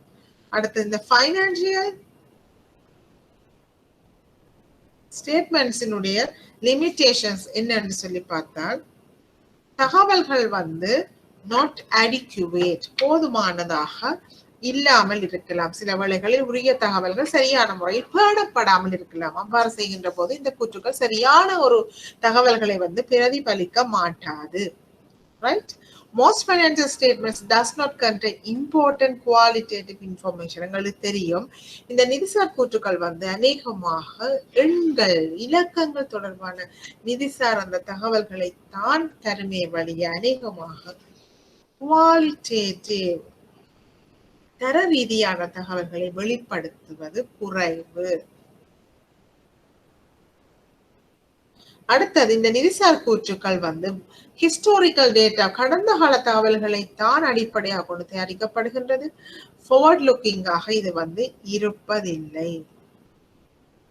அடுத்தது வெவ்வேறு வகையான கணக்கீட்டு நியமங்களை வெவ்வேறு நிறுவனங்கள் பயன்படுத்துவதனால் வெவ்வேறு வகையான ஜட்ஜ்மெண்ட், மதிப்பீடுகளை மேற்கொள்வதற்கு வழிவகுக்கலாம். எல்லா நிறுவனங்களும் ஒரே வகையான கணக்கீட்டு நியமங்களை பின்பற்றும் என்று நாங்கள் கூற முடியாது. உதாரணமாக பிள்ளைகள் நிலையான சொத்துக்களுக்குரிய பெருமான தேர்வு, சில நிறுவனங்கள் நேர்கோட்டு முறையில் பெருமான தேர்வு செய்யலாம். சில நிறுவனங்கள் அந்த ரெடியூசிங் பேலன்ஸ், குறைந்து செல்லும் பெறுமதி அடிப்படையில் பெருமான தேர்வினை செய்து கொள்ளலாம். ரைட்? அடுத்தது நிதிசார் அறிக்கையிடலில் சபை கணக்காய்வு குழுவின் பங்கு என்ன, போர்ட் ஆடிட் கமிட்டிஸின் பங்கு என்ன, ஃபைனான்சியல் ரிப்போர்ட்டிங் இவர்கள் என்ன செய்கிறார்கள் என்று சொன்னால், சரியான முறையில் இன்டர்னல் கண்ட்ரோல்ஸ் எல்லாம் பேணப்பட்டிருக்கின்றனவா என்பது தொடர்பாக, அவற்றையெல்லாம் இந்த ஃபைனான்சியல் பொசிஷன் சரியாக மதிப்பீடு செய்கின்றனவா என்பது தொடர்பான ஒரு மதிப்பினை வழங்குவார்கள். அத்துடன் கம்பெனியினுடைய நிதிசார் தகவல்களை அவர்கள் மீளாய்வு செய்வார்கள். என்னத்துக்கு என்று சொன்னால், இந்த ஃபைனான்சியல் ஸ்டேட்மெண்ட்ஸ் சரியான முறையில் தயாரிக்கப்பட்டிருக்கின்றனவா என்பதை கண்காணிப்பதற்காக அத்தகைய கூற்றுக்களை இவர்கள் மீளாய்வு செய்வார்கள். அத்துடன் இவர்கள் சரியான கணக்கீட்டு கொள்கைகள் பேணப்பட்டிருக்கின்றனவா, சரியான முறையில் ஏடுகள் தயாரிக்கப்பட்டிருக்கின்றனவா என்பது தொடர்பான ஒரு உத்தரவாதத்தையும் பரிசீலனை செய்து வழங்குவார்கள். அடுத்தது பிள்ளைகள் கேள்வி ஒன்று இருக்கின்றது. உரிமம் பெற்ற நிதி கம்பெனிகளுக்கு, உரிமம் பெற்ற ஃபைனான்ஸ் கம்பெனி நிதி கம்பெனிக்கும் அடுத்தது வர வேணும் பிள்ளைகள் உரிமம் பெற்ற ஸ்பெஷலைஸ்டு விசேட லீசிங் குத்தகை கம்பெனிகளுக்கும் இடையிலான வேறுபாடு என்ன? ரைட்? நிதிசார் கம்பெனிகள் என்று சொன்னால் இலங்கையினுடைய ஃபைனான்ஸ் பிசினஸ் ஆக்ட் இலக்கம் 42 இலக்கம் 2011 ஆண்டு நிதிசார் வணிக சட்டம் அதன் கீழ் தான் லைசன்ஸ் சொல்லப்படுகிற உரிம பத்திரம் வழங்கப்படுகின்றது லைசன்ஸ் ஃபைனான்ஸ் கம்பெனிஸுக்கு. ஆனால் லைசன்ஸ் லீசிங் கம்பெனிஸுக்கு ஃபைனான்ஸ் லீசிங் ஆக்ட் என்று சொல்லப்படுகின்ற நிதி குத்தகை சட்டம் இலக்கம் 56 2000 ஆண்டு அதன் கீழ் வழங்கப்படுகின்றது. அதை விட இந்த ஃபைனான்ஸ் கம்பெனிஸ் அநேகமாக பேங்கிங்க்கு சமனாக இருக்கும். அதாவது பேங்கிங் பிசினஸ், வங்கிகளால் மேற்கொள்ளப்படுகின்ற கொடுக்கல் வாங்கல்களில் சிலவற்றை ஃபைனான்ஸ் கம்பெனிஸ் மேற்கொள்ளும். குறிப்பாக இவர்கள் வைப்புகளை பொறுப்பேற்பார்கள், கடன்களை வழங்குவார்கள். ஆனால் லீசிங் கம்பெனிஸ் வைப்புகளை பொறுப்பேற்க முடியாது. ஆனால் அவர்கள் லீசிங் சொத்துக்களை வாங்குவதற்கு அவர்கள் குத்தகையினை வழங்குவார்கள். அதற்குரிய பணத்தினை அவர்கள் பொரோ பண்ணலாம் அல்லது ஷேர் கேபிட்டல் மூலம் பங்குகளை வழங்கி பெற்று கொள்ளலாம். மேலும் இந்த லீசிங் நடவடிக்கையை செய்வதற்கு இலங்கையில் லைசன்ஸ் கமர்ஷியல் பேங்க் அனுமதிக்கப்படுகிறார்கள். பதிவு செய்வதற்கு சிறப்பியல்பு வாய்ந்த வங்கிகள் லைசன்ஸ் ஸ்பெஷலைஸ்ட் பேங்க் அனுமதிக்கப்படுகிறார்கள். அதனை விட ஏதாவது பப்ளிக் கம்பெனிஸ் பதிவு செய்யப்பட்ட இத்தகைய மினிமம் கேபிட்டல் மூலதனத்தினை பூர்த்தி செய்கின்ற கம்பெனிகளும் இதன்கள் பதிவு செய்யப்படலாம். ரைட். அடுத்தது முக்கியமான ஒன்று on balance sheet items and off balance sheet items என்று சொன்னால் என்ன? ரைட்டா பிள்ளைகள்? on balance sheet item என்று சொன்னால் உங்களுக்கு தெரியும் சாதாரணமான பேலன்ஸ் ஷீட், ஐந்தொகை, அசெட்ஸ் இருக்கும், லயபிலிட்டிஸ் இருக்கும், ஷேர் கேபிட்டல் அல்லது ஷேர் ஹோல்டர்ஸ் ஈக்விட்டி இருக்கும். இந்த மூன்று பிரதான பங்குகளையும் கொண்டதுதான் இந்த one balance sheet items. Assets எங்களுக்கு தெரியும், கேஷ் இருக்கும், ஃபிக்ஸ்ட் அசெட்ஸ் இருக்கும், லேண்ட் அண்ட் பில்டிங்குகள் இருக்கும், மெஷினரிஸ் இருக்கும், டெப்டர்ஸ் இருப்பார்கள், லயபிலிட்டிஸ் என்று சொன்னால் அக்கவுண்ட் பேயபிள், கிரெடிட்டர்ஸ் இருப்பார்கள், வேற ஏதாவது பொரோவிங்ஸ் நாங்கள் எடுத்திருந்தால் அது திருப்பி செலுத்த வேண்டி இருக்கும், டிபாசிட்ஸ் இருக்கும், நிதி கம்பெனிகள் என்று சொன்னால் ஷேர் ஹோல்டர்ஸ் ஈக்விட்டி என்று சொன்னாங்களுக்கு தெரியும், பங்குதாரர்களால் வழங்கப்பட்ட பங்கு மூலதனம், ஸ்டேட்டட் கேபிட்டல் அளவு, ஏதாவது ஒதுக்கங்கள் நாங்கள் செய்திருந்தால் அத்தகைய ஒதுக்கங்கள் எல்லாம் இதன் வழங்கப்படும். ஆனால் off balance sheet item on balance ஷீட்ல இல்லாத நடவடிக்கைகள் அல்லது கூறுகள். ரைட். அதாவது இது சொத்துக்கள் பொறுப்புகளை கொண்டிருக்குது. எத்தகைய சொத்துக்கள் பொறுப்புகள் என்று சொன்னால் பேலன்ஸ் ஷீட்ல இல்லாத சொத்துக்கள் பொறுப்புகளை, அதாவது இவை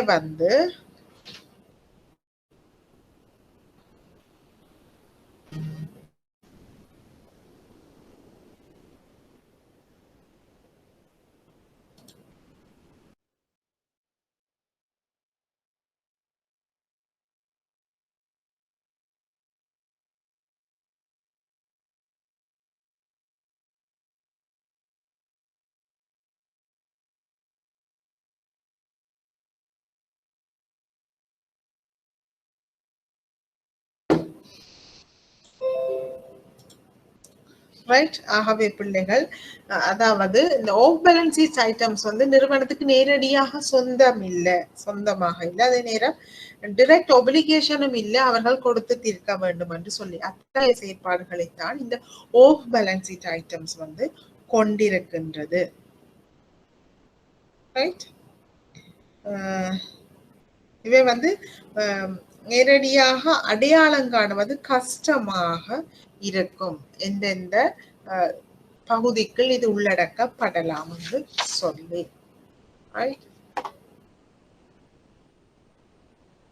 உதாரணம் கரண்டீஸ். கரண்டீஸ் நாங்கள் ஆஃப் பேலன்ஸ் ஷீட் ஐட்டம் சொல்லிக் கொள்வோம். ஏன் வங்கிகள் மீதான பொதுமக்களின் நம்பகத்தன்மை முக்கியமாக காணப்படுகின்றது அல்லது முக்கியமானதாக இருக்கின்றது?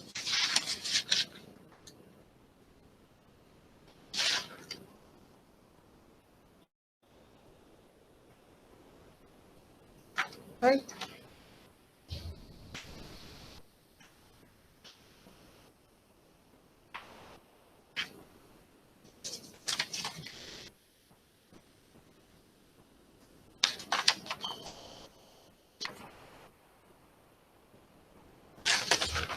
ஏனென்று சொன்னா பிள்ளைகள், எங்களுக்கு தெரியும் பப்ளிக் கான்பிடன்ஸ் என்றது முக்கியம். ஏனென்றால் இந்த நிதிசார் நிறுவனங்கள் பொதுவாக வைப்பாளர்களினால் வைப்பிலிடப்பட்ட அந்த வைப்பு தொகையை பயன்படுத்தித்தான் தமது வணிக நடவடிக்கைகளை மேற்கொள்கின்றன. ஆகவே வைப்பாளர்கள் கேட்கும் போது இந்த நிதிசார் நிறுவனங்கள் உரிய முறையில் வைப்புகளை திருப்பி செலுத்தாமல் போனால் வைப்பாளர்களிடையே ஒரு சந்தேகம் ஏற்படும். ஆகவே அங்கே வைப்பாளர்கள் இந்த குறிக்கப்பட்ட வங்கி மற்றும் நிதி நிறுவனங்களில் உள்ள நம்பகத்தன்மையை அவர்கள் இழக்க நேர்படும். அவ்வாறு இழக்க நேரிட்டால் கடைசியில் இந்த நிறுவனங்கள் முறிவடைகின்ற நிலைக்கு கூட செல்லலாம். ஆகவே தான் சொல்லப்படுகின்றது இந்த வங்கிகள் மீதான பொதுமக்களின் நம்பகத்தன்மை எப்போதும் முக்கியம். கான்பிடன்ஸ், பப்ளிக் கான்பிடன்ஸ் எப்பவும் முக்கியமாக காணப்படுகின்றது. அத்துடன் நல்ல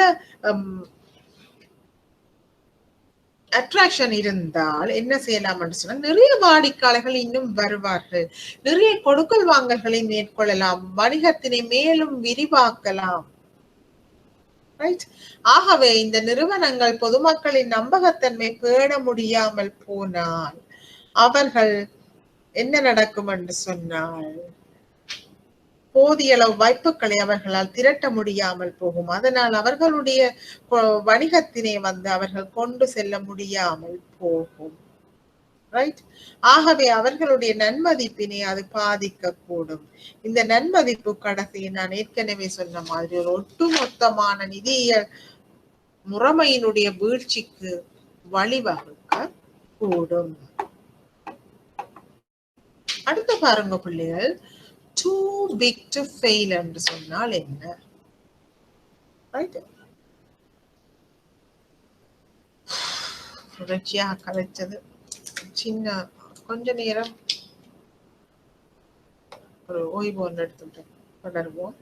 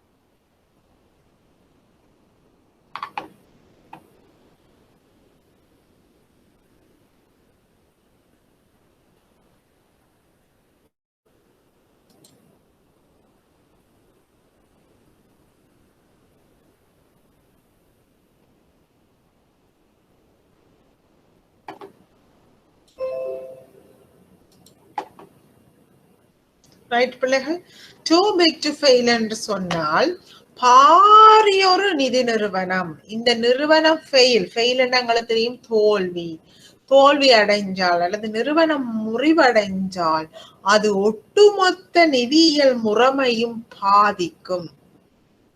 ஏன்னு சொன்னா உதாரணமாக அந்த ஒரு நாட்டினுடைய நிதியியல் முறையில் இந்த குறிக்கப்பட்ட நிறுவனத்தின் அந்த பங்கு மிகப்பெரிய அளவில் இருந்தால் அந்த குறிக்கப்பட்ட நிறுவனம் முறிவடைந்தால் ஒட்டுமொத்த மக்களும் இந்த நிதிசார் நிறுவனங்களினுடைய கான்பிடன்ஸை இழப்பார்கள், நன்மதிப்பு இழக்கப்படும். ஆகவே அது நாட்டினுடைய நிதிசார் முறைமைக்குரிய வீழ்ச்சியாக காணப்படும். அதனைத்தான் இந்த too big to fail என்று சொல்லுவார்கள். Failure of such institution is likely to cause substantial damage to the banking and wider financial system. ஒட்டுமொத்த வங்கி தொழில்துறைக்கும் ஒட்டுமொத்த நிதிசார் முறைமைக்கும் அது ஒரு பெரிய பாதிப்பை ஏற்படுத்தக்கூடிய பாரிய நிறுவனங்கள். ரைட். ஆகவே what are the solutions for too big to fail? அத்தகைய பிரச்சனைக்கான தீர்வுகள் என்னன்னு சொன்னால் பைனான்சியல் நிதிசார் முறைமையை மொத்தமாக கவனத்தில கொண்டு ரெகுலேட்டர்ஸ் தங்களுடைய ரெகுலேட்டரி நடவடிக்கைகளை மேலும் மேம்படுத்துவார்கள் அல்லது இருக்குவார்கள். ரைட். குறிப்பாக இந்த சிஸ்டமேட்டிக்கலி இம்பார்ட்டன்ட் பேங்க் சொத்துக்கள் ரீதியில் பாரிய அளவு வங்கிகளுக்குரிய ஓவர்சைட் ஃபங்க்ஷன் மேற்பார்வை ஃபங்க்ஷனை அவர்கள் மேலும் அதிகரிக்கலாம். ரைட்.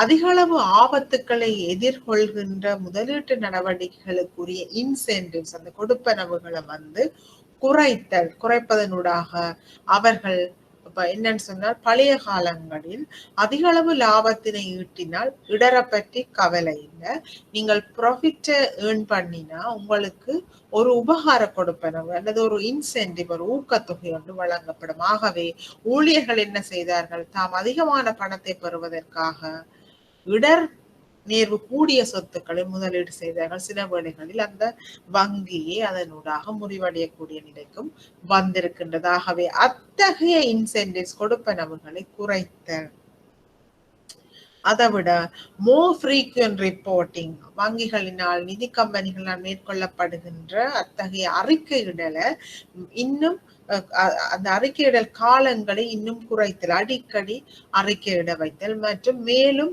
ஒவ்வொரு வகையான அறிக்கையிடல்களை அறிமுகம் செய்தல்.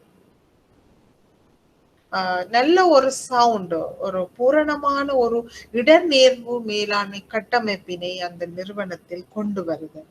அதை விட ஆடிட்டர்ஸ் கணக்காய்வாளர்களும் வந்து சரியான முறையில் கணக்காய்வுகளை மேற்கொள்ளுதல் போன்றவற்றினூடாக இந்த டூ பிக் டு ஃபெயில் என்ற ப்ராப்ளத்தை வந்து கண்காணித்துக் கொள்ளலாம் அல்லது குறைத்துக் கொள்ளலாம்.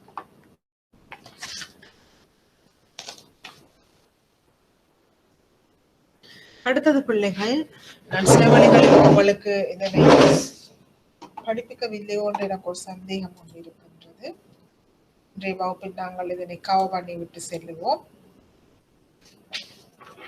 கேள்வி என்னென்றால், பாருங்க பிள்ளைகள், தந்திரோபாய திட்டமிடலை பற்றி நாங்கள் விரிவாக பார்த்திருந்தோம். இந்த தந்திரோபாய திட்டத்தில் 5 அதாவது போர்ட்டர்ஸ் என்று சொல்லப்படுகின்ற ஒருவருடைய 5 போர்சஸ் 5 காரணிகள் எவை என்றும் அவை எவ்வாறு தந்திரோபாய திட்டமிடலுக்கு ஏன் முக்கியத்துவம் என்பது பற்றியும் நாங்கள் ஒரு சுருக்கமான ஒரு விளக்கத்தை பார்ப்போம். ஆகவே இந்த போர்ட்டர்ஸினுடைய 5 காரணிகள் என்ன என்று சொன்னால் பாருங்க, முதலாவது நடுவில் இருக்கு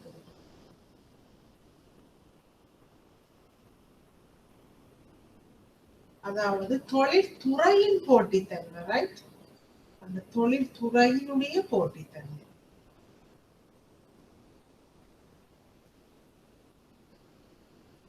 தொழில்துறையினுடைய போட்டி, ரைட்? ஆங்கிலத்தில் நாங்கள் இண்டஸ்ட்ரி ரிவால்ரி என்று நாங்கள் சொல்லுவோம். அதற்கு அடுத்த காரணி இருக்குது, 5 காரணிகள் இருக்கும் பிள்ளைகள், ரைட்? 1 2 3 5 காரணிகள் காணப்படுகின்றது. போர்ட்டர்ஸினுடைய 5 காரணிகள் சொல்லப்படுகின்றது. அடுத்தது வந்து இந்த சப்ளையர்ஸ், அதாவது வழங்குனர்கள் என்று சொல்லப்படுகின்ற சப்ளையர்ஸினுடைய வழங்குனர்களின் அந்த வழங்குனர்களினுடைய பார்கெனிங் பவர், பேரம் பேசும் திறன்.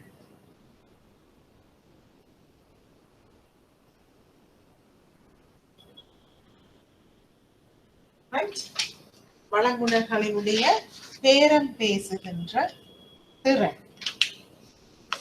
கிளியரா இருக்கும், தெரியல பார்ப்போம். அடுத்தது மற்ற பக்கத்தில் இருக்கும் பிள்ளைகள், அந்த பக்கத்தில் வழங்குனர்களினுடைய பேரம் பேசும் திறன் இஞ்சாலே இருக்கின்றது. பையர்ஸ், அதாவது கொள்வனவாளர்களின் தெரியும். பையர்ஸ் என்று சொன்ன சாமான வாங்குறவர்கள்.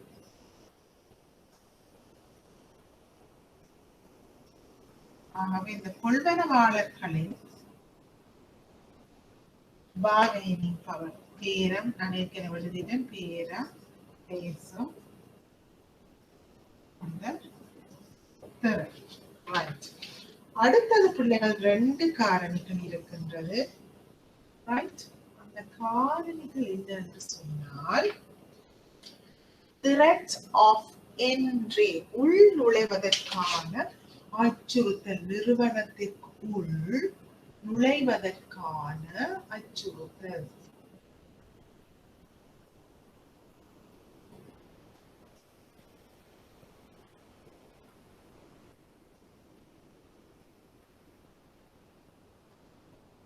ரைட்?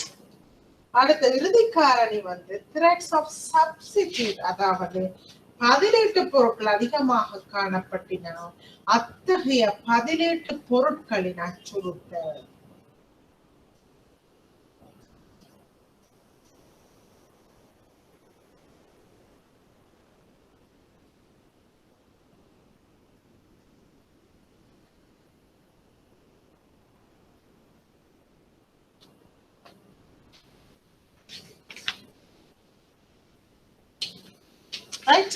ஆகவே பிள்ளைகள், இத்தகைய 5 காரணிகளையும் தான் போர்ட்டர்ஸினுடைய 5 காரணிகள் என்று சொல்லப்படுகின்றது.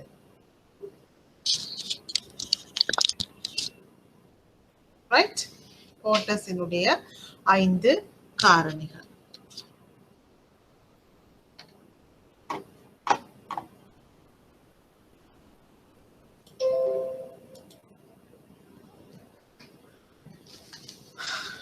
கேள்வி என்னன்னு, போர்ட்டர்ஸ் 5 காரணிகள் அவை threat of new entrants, அதான் த்ரெட் ஆஃப் என்ட்ரிஸ் என்ற உள்நுழைவதற்குரிய அச்சுறுத்தல்கள். அதாவது நீங்கள் உங்களுடைய நிறுவனம் வந்து அதிக அளவு ப்ராஃபிட்டை ஏர்ன் பண்ணுது, லாபத்தை உழைக்கிறீர்கள் என்று அறிந்தால் போட்டியாளர்கள் வந்து உள்நுழைய முயற்சிப்பார்கள். ரைட். அடுத்தது பவர் ஆஃப் சப்ளையர்ஸ், அதாவது வழங்குனர்கள் வந்து அவர்களால் வழங்கப்படுகின்ற உள்ளீடுகளுக்குரிய விலைகளை பேரம் பேசுவார்கள். கஸ்டமர்ஸ் எங்களிடமிருந்து வாங்குகின்ற பொருட்களுக்குரிய விலைகளை பேரம் பேசுவார்கள். மேலும் சந்தையில் எமது பொருளுக்கு பதிலீடான வேறு பொருட்கள் காணப்படும். அத்தகைய பொருட்களின் அச்சுறுத்தல். இவை எல்லாம் சேர்ந்து தொழில்துறையினுடைய போட்டித்தன்மை, வங்கி என்று சொன்னால் ஒட்டுமொத்த வங்கிகளையும் சேர்ந்த அந்த துறையினுடைய போட்டித்தன்மை எல்லாம் தான் இந்த போர்ட்டர்ஸினுடைய 5 forces 5 காரணிகளாக கூறப்படுகின்றது. அவரால் இது வடிவமைக்கப்பட்டிருக்கின்றது. ஏன் இவை தந்திரோபாய திட்டமிடலுக்கு முக்கியமானது? ஏனென்று சொன்னா பிள்ளைகள், இது வந்து அடையாளம் காண்கின்றது, மதிப்பீடு செய்கின்றது 5 போட்டி காரணிகளை. நாங்கள் அதை பற்றி ஏற்கனவே பார்த்திருக்கின்றோம். ரைட். ஆகவே இத்தகைய காரணிகளை வைத்து நிறுவனத்தினுடைய தொழில்துறையினுடைய வீக்னஸ் என்ன, பலங்கள் என்ன, பலவீனங்கள் என்ன என்பது பற்றி அடையாளம் காணக்கூடியதாக இருக்கும். அத்துடன் இது வந்து உதவி செய்கின்றது நிறுவனங்களுக்கு புரிந்து கொள்வதற்கு. என்னத்தை என்று சொன்னால், நிறுவனத்தினுடைய லாபத்தினை பாதிக்கின்ற காரணிகளை பற்றி புரிந்து கொள்வதற்கு இது வழிவகுக்கின்றது. அத்துடன் இது வந்து உதவி செய்கின்றது சரியான தீர்மானத்தை எடுப்பதற்கு பின்வருவன தொடர்பில். அதாவது ஒரு குறிக்கப்பட்ட கைத்தொழில் துறையில் நாங்கள் உள்ளே நுழைவோமா என்கின்ற தீர்மானத்தை எடுப்பதற்கு, எமது இயலளவினை மேலும் அதிகரிப்போமா என்கின்ற தீர்மானத்தை எடுப்பதற்கு, வேறு ஏதாவது போட்டித்தன்மை தந்திரோபாயங்களை நாங்கள் மேற்கொள்ள வேண்டுமா என்பது தொடர்பான தீர்மானங்களை எடுப்பதற்கு இது வந்து பிரயோசனப்படுகின்றது. ரைட். அடுத்தது பிள்ளைகள், வைப்பு காப்புறுதி என்று சொன்னால் என்ன? Deposit insurance. அண்மை காலத்தில் இது அதிகமாக பேசப்படுகின்றது. உங்களுக்கு தெரியும், த ஃபைனான்ஸ் டிபாசிட்டர்ஸுக்கு வந்து வழங்கப்பட்ட, நீங்க டிவி ரேடியோல அறிஞ்சிருப்பீங்க, நியூஸ்ல கேட்டிருப்பீங்க, டிபாசிட் தொகையையும் கூட்டி இருக்கிறார்கள் என்று சொல்லி. ஆகவே இந்த டிபாசிட் இன்சூரன்ஸ் என்று சொன்னால் என்ன பிள்ளைகள்? டிபாசிட் இன்சூரன்ஸ் என்று சொன்னால் ஒரு நாட்டினுடைய, அதாவது deposit insurance is a measure implemented in many countries to protect depositors of financial institutions. நிதிசார் நிறுவனங்களில் தமது வைப்புகளை வைப்பிலிட்ட வைப்பாளர்களை பாதுகாக்கும் நோக்கில் அறிமுகம் செய்யப்பட்ட ஒரு காப்புறுதி திட்டம் தான் இந்த வைப்பு காப்புறுதி திட்டம். இலங்கையில் இருக்கின்றது ஸ்ரீலங்கன் டிபாசிட் இன்சூரன்ஸ் ஸ்கீம். இலங்கை வைப்பு காப்புறுதி திட்டம் இலங்கை மத்திய வங்கியினால் இது பேணப்படுகின்றது. ஆகவே இந்த திட்டத்தின் கீழ் வங்கிகள் மற்றும் நிதி கம்பெனிகள் தமது நிறுவனத்தில் வைப்பாளர்களினால் வைப்பிலிடப்பட்ட அந்த டிபாசிட்ஸ் அமௌண்ட்டுக்கு, அந்த வைப்பு தொகை ஒரு குறிக்கப்பட்ட சதவீதத்தினை இலங்கை மத்திய வங்கியில் அவர்கள் வைப்பு செய்யப்பட வேண்டும். அதுதான் இந்த வைப்பு காப்புறுதி தொகை. ஆகவே இந்த குறிக்கப்பட்ட நிறுவனங்கள் முறிவடைகின்ற சந்தர்ப்பத்தில் அல்லது அத்தகைய நிறுவனங்களின் உரிமங்கள் ரத்து செய்யப்படுகின்ற சந்தர்ப்பத்தில் அந்த சிறிய வைப்பாளர்களை பாதுகாக்கும் நோக்கில் அந்த இலங்கை என்று சொன்னால் இலங்கை மத்திய வங்கி ஒரு குறிக்கப்பட்ட தொகையினை அந்த வைப்பாளருக்கு இழப்பீடாக வழங்கும். ஆகவே பிள்ளைகள், இதுதான் இந்த வைப்பு காப்புறுதி திட்டம். அடுத்தது உள் கையாளுதல் அல்லது இன்சைடர் டீலிங் என்று சொன்னால் என்ன? ரைட். நாங்கள் பார்த்துறாங்க ஃபைனான்ஸ் ஃப்ராட்ஸ் என்றெல்லாம் பார்த்திருக்கிறோம். அதாவது நமது சொந்த தேவைக்காக, நமது சொந்த நலன் கருதி, நமது சொந்த லாபங்களுக்காக கொடுக்கல் வாங்கல்களை மேற்கொள்கின்ற நடவடிக்கை ஃப்ராட் என்று பார்த்தோம், மோசடி என்று சொல்லி பார்த்தோம். இப்போது பார்ப்போம், இந்த இன்சைடர் டீலிங் என்றால் என்ன, உள் கையாளுதல் என்று சொன்னால் என்ன? ரைட். இது என்னன்னு சொன்னால் ஒரு நபருக்கு சில நிறுவனத்துக்கு உள்ளே உள்ள இரகசிய தகவல்கள் தெரிய வரலாம். ஆனால் உரிய நேரத்தில் அத்தகவல்கள் சந்தைக்கு பிரசுரிக்கப்படும் வரையில் அத்தகைய தகவல்களை அவர் பயன்படுத்த முடியாது. ஆனால் இவர்கள் என்ன செய்வார்கள் என்று சொன்னால் தமக்கு கிடைக்கப்பட்ட அத்தகைய தகவல்களை பயன்படுத்தி லாபத்தினை ஈட்டுகின்ற நடவடிக்கையினை மேற்கொள்ளுதல் தான் இந்த உள் கையாளுதல் அல்லது இன்சைடர் டீலிங் என்று சொல்லப்படுகின்றது.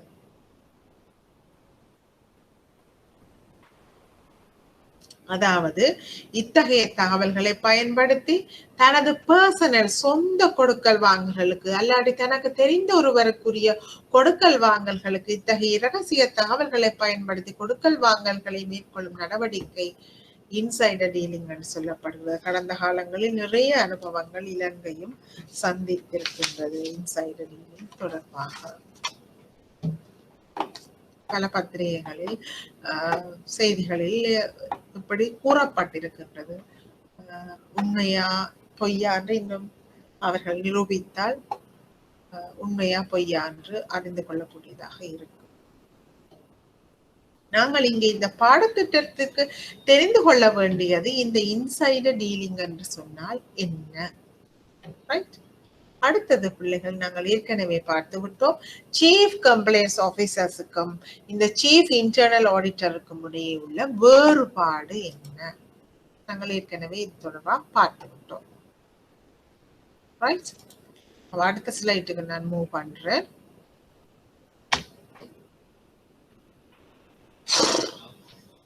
Right, summary slides. இங்கே நாங்கள் பார்த்திருக்கின்றோம் பிள்ளைகள் நிதிசார் சேத்திரன், அதாவது இந்த பைனான்சியல் ஸ்டேட்மெண்ட்ஸ் நிதிசார் கூற்றுக்களினுடைய பிரிவுகள் 5 அல்லது நிதிநிலை கூற்று, நிதிநிலை சேத்திரன் கூற்று அல்லது லாப நட்ட கணக்கு ப்ராஃபிட் அண்ட் லாஸ் அக்கவுண்ட், காசு பாய்ச்சல் கூற்று கேஷ் ஃப்ளோ ஸ்டேட்மெண்ட், பங்கு மூலதனம் அல்லது ஈக்விட்டி ஸ்டேட்மெண்ட். ரைட், அடுத்தது இத்தகைய நிதி நிலை செயற்திறன்களை எவ்வாறு பகுப்பாய்வு செய்கின்றது, எவ்வாறு நாங்கள் அனலைஸ் பண்ணலாம் அல்லது பகுப்பாய்வு செய்து கொள்ளலாம், அதற்குரிய டெக்னிக்ஸ் நுட்பங்கள் எவை என்று சொல்லி பார்ப்போம்.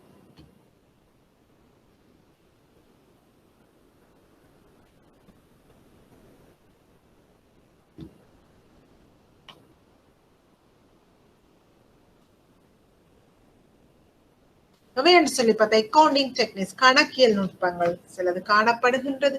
விகிதாசார பகுப்பாய்வு காணப்படுகின்றது. ட்ரெண்ட் அனாலிசிஸ் என்று சொல்லப்படுகின்ற போக்குகள் கடந்த 5 வருடங்களில் எவ்வாறு காணப்படுகின்றது, எதிர்காலத்தில் எவ்வாறு காணப்படும் என்கின்ற ஒரு போக்கு பகுப்பாய்வு. கம்பாரிசன் வித் ஸ்ட்ராட்டஜிஸ் தந்திரோபாயங்களுடன் ஒப்பீடு செய்தல், இலக்குகள் டார்கெட்ஸோட ஒப்பீடு செய்தல், பிஎஸ் சக போட்டியாளர்களுடன் கைத்தொழில் துறையுடன் ஒப்பீடு செய்தல். ரைட், அடுத்தது இதனை விட வேறு ஏதாவது புள்ளி விவர நுட்பங்களை பயன்படுத்தல். ஆகவே இவற்றில் நாங்கள் முக்கியமாக தெரிந்து கொள்ள வேண்டியது இந்த ரேஷியோ அனாலிசிஸ் பிள்ளைகள். பைனான்சியல் ஸ்டேட்மெண்ட் அனாலிசிஸ் மிக முக்கியமான ஒரு பகுதி ரேஷியோ அனாலிசிஸ் என்று சொல்லப்படுகின்ற விகிதாசார பகுப்பாய்வை தொடர்பாக நாங்கள் கடந்த வகுப்பில் விரிவாக ஒரு செஷன் நான் எடுத்திருக்கின்றேன்.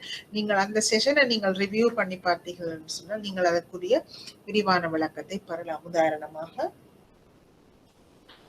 நான் சொல்லுவேன், கரண்ட் ரேஷியோ என்று சொன்னால் என்ன, நெட் இன்ட்ரெஸ்ட் மார்ஜின் என்று சொன்னால் என்ன, இவ்வாறு பல்வேறுபட்ட முக்கியமான ஒரு முதலீட்டாளருக்கு அல்லது ஸ்டேக் ஹோல்டர்ஸுக்கு அத்தியாவசியமான விகிதாசாரங்களை பற்றி நாங்கள் விரிவாக படித்திருக்கின்றோம்.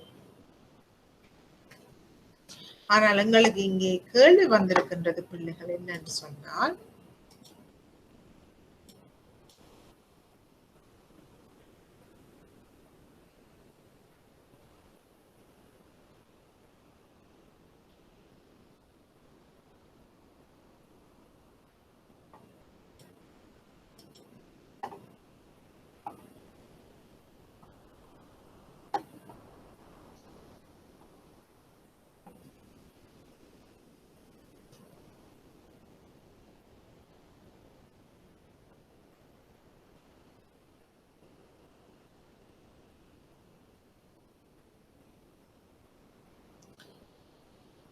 இந்த விகிதாசார பகுப்பாய்வின் குறைபாடுகள் என்ன?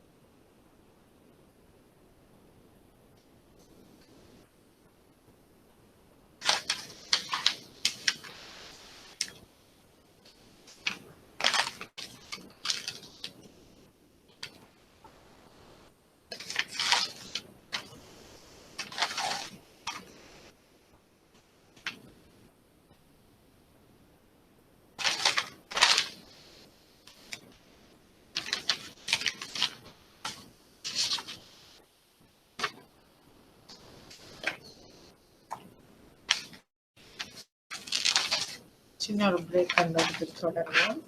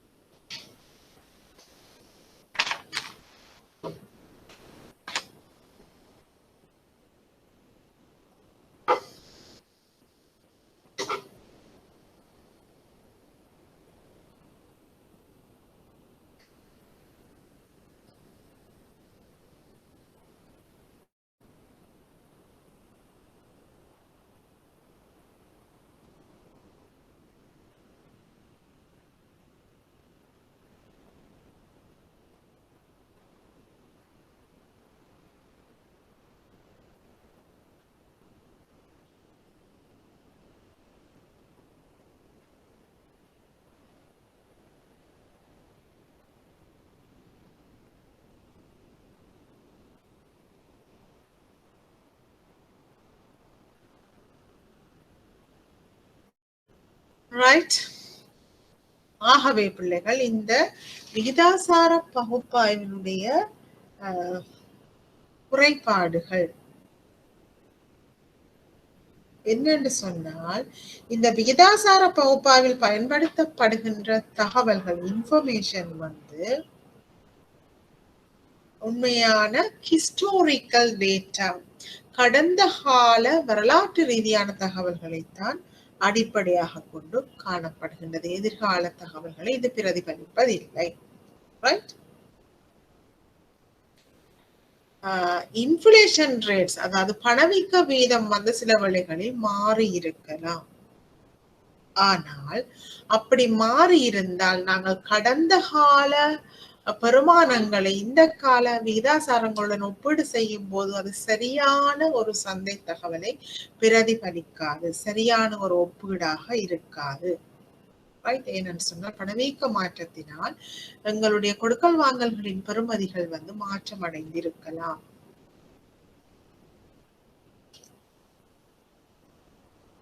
அடுத்தது, இந்த அவர்களினுடைய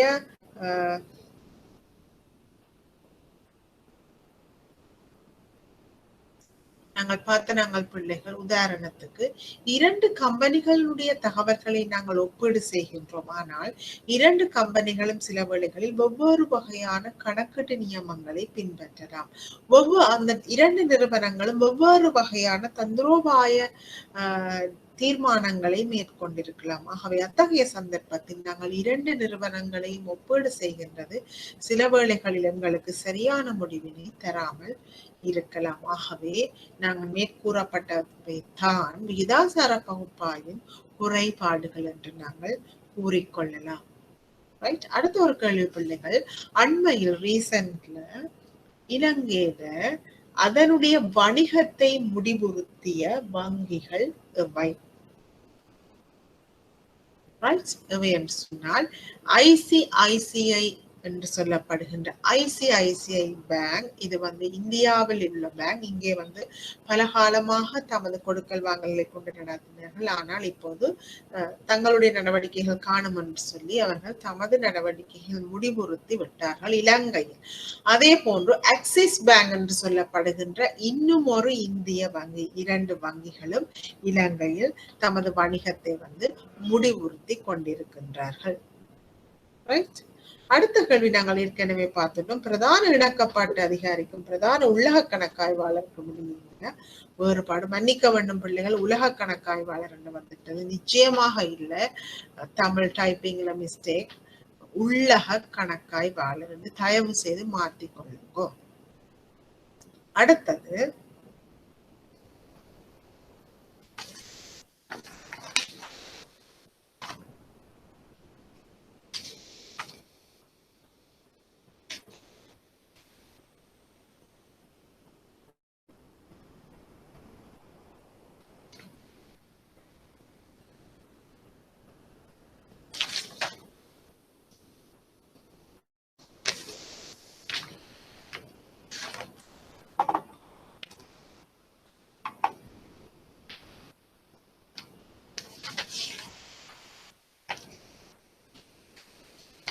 நிறைய கேள்விகள் வந்திருக்குது. இந்த உலக கணக்காய்வாளருக்கும்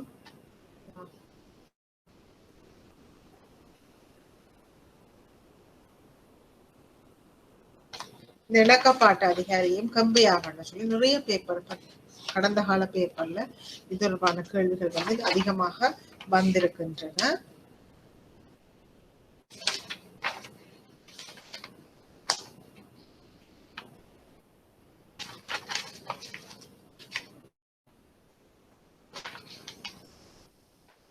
மேனேஜ்மெண்ட் லெட்டர், முகாமைத்துவ கடிதம் வெர்சஸ் கணக்காய்வு கருத்து. Management letter and audit opinion. Right. முகாமைத்துவ கடிதம் என்பது ஒரு கணக்காய்வாளர்களினால் வழங்கப்படுகின்ற கடிதம் அவர்களினுடைய கிளையண்ட்டுக்கு, அவர்களுடைய முகவருக்கு அவர்களினால் செய்யப்படுகிறது. தாம் கணக்காய்வு செய்யப்பட்ட நிறுவனத்திற்கு வழங்கப்படுகின்ற ஒரு கடிதம். ரைட். அதாவது at the completion of the audit program, அவர்களுடைய கணக்காய்வு நடவடிக்கைகளை முடிவுறுத்துகின்ற போது ஆடிட்டர்ஸ் இந்த முகாமைத்துவ கடிதத்தினை வழங்குவார்கள். இது என்னத்தை கொண்டிருக்கும் என்று சொன்னால், அந்த நிறுவனத்தில் உள்ள கணக்காய்வு மற்றும் முகாமைத்துவம் தொடர்பான ஏதாவது பிரச்சனைகள், இஸ்யூஸ் இருந்தால் அவற்றினை இந்த கடிதத்தில் உள்ளடக்கி இருப்பார்கள் கணக்காய்வாளர்கள். ரைட். ஆகவே இத்தகைய கடிதத்தினுடைய ஒரு மீளாய்வு அல்லது ரிவ்யூ முகாமைத்துவத்திற்கு உதவி செய்யும் என்னத்துக்கு என்று சொன்னால், அவர்களினுடைய உள்ளக கட்டுப்பாடுகளை மேம்படுத்துவதற்கு அல்லது பலப்படுத்துவதற்கு இது உதவி செய்யும். ஏன்னு சொன்னா, இந்த கடிதத்தில் கணக்காய்வாளர்களினால் இனம் காணப்பட்ட குறைபாடுகள் சுட்டி காட்டப்பட்டிருக்கும். ஆகவே இவர்களினால் வழங்கப்பட்ட ரெக்கமெண்டேஷன் அல்லது சிபாரிசு மிகவும் பிரயோசனமாக இருக்கும் அநேகமான சந்தர்ப்பங்களில். ஆனால் ஆடிட் ஒப்பீனியன் என்று சொன்னால்,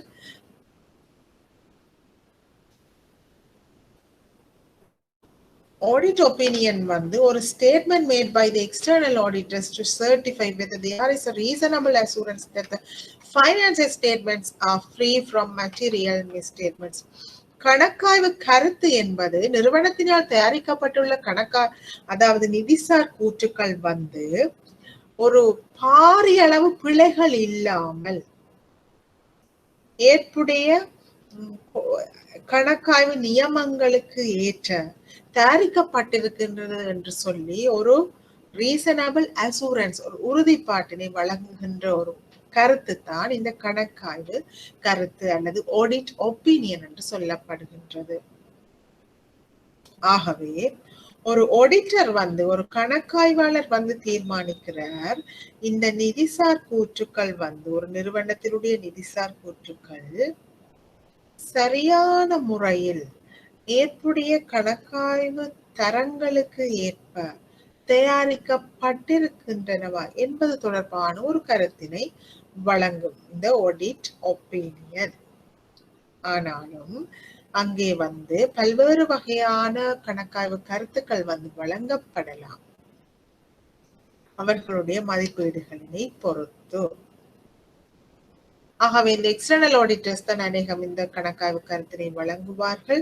இந்த கணக்காய்வு கருத்து அன்குவாலிஃபைட் ஒப்பீனியனாக இருக்கலாம், அல்லது குவாலிஃபைட் ஒப்பீனியனாக இருக்கலாம், அல்லது ஏதாவது எதிர்மறையான அட்வர்ஸ் ஒப்பீனியன், அல்லது சில சந்தர்ப்பங்களில் அவர்களினால் சரியான கருத்துக்களை தெரியப்படுத்த முடியாமல் போகின்ற சந்தர்ப்பத்தில்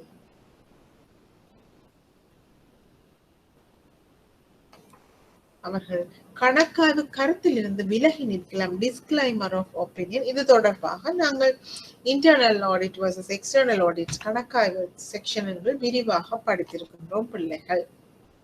ரைட்?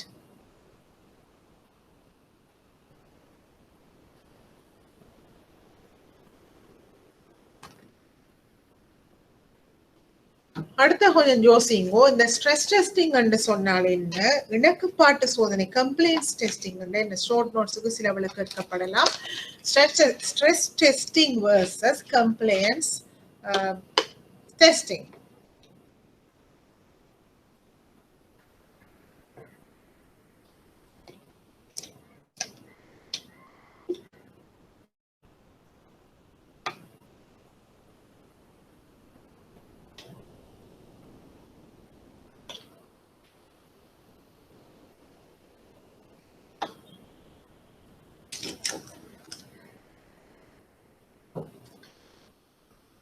அண்மை காலத்தில் இந்த ஸ்ட்ரெஸ் டெஸ்டிங் என்று சொல்லப்படுகின்ற விஷயம் அடிக்கடி நிதி நிறுவனங்களினால் அந்த வார்த்தை பிரயோகிக்கப்பட்டு அவர்களினால் மேற்கொள்ளப்படுகின்றது ஸ்ட்ரெஸ் டெஸ்டிங்.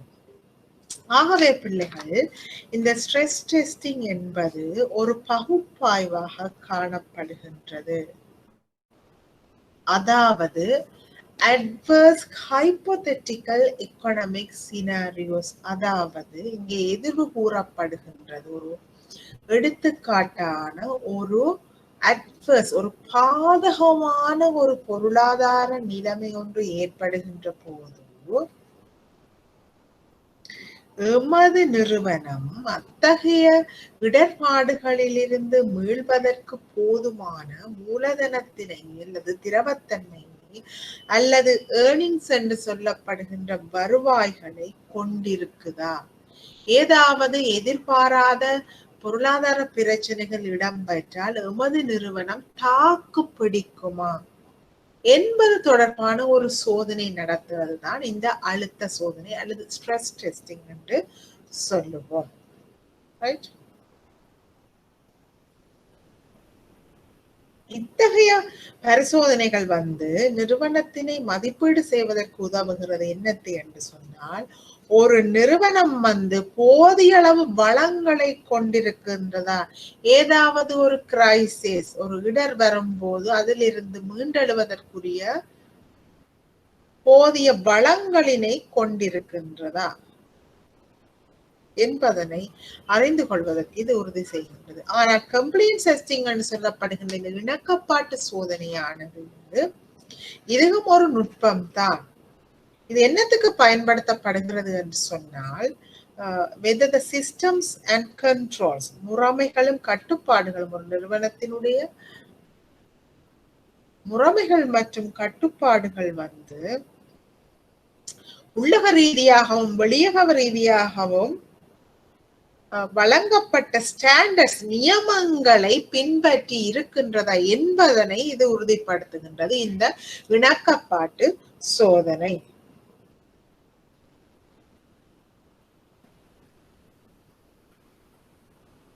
அத்துடன் இது உதவி செய்கின்றது கட்டுப்பாட்டாளர்கள் என்று சொல்லப்படுகின்ற ரெகுலேட்டர்ஸுக்கு என்னத்துக்கு சொன்னால் to assess the level of compliance by regulated entities.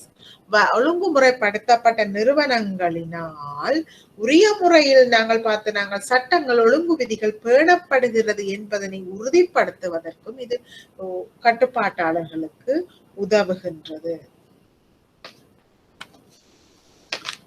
Right. அடுத்தது பிள்ளைகள், திரவத்தன்மை வெர்சஸ் கடன் தீர்வு திறன் அல்லது கடன் தீர்க்கும் தன்மை.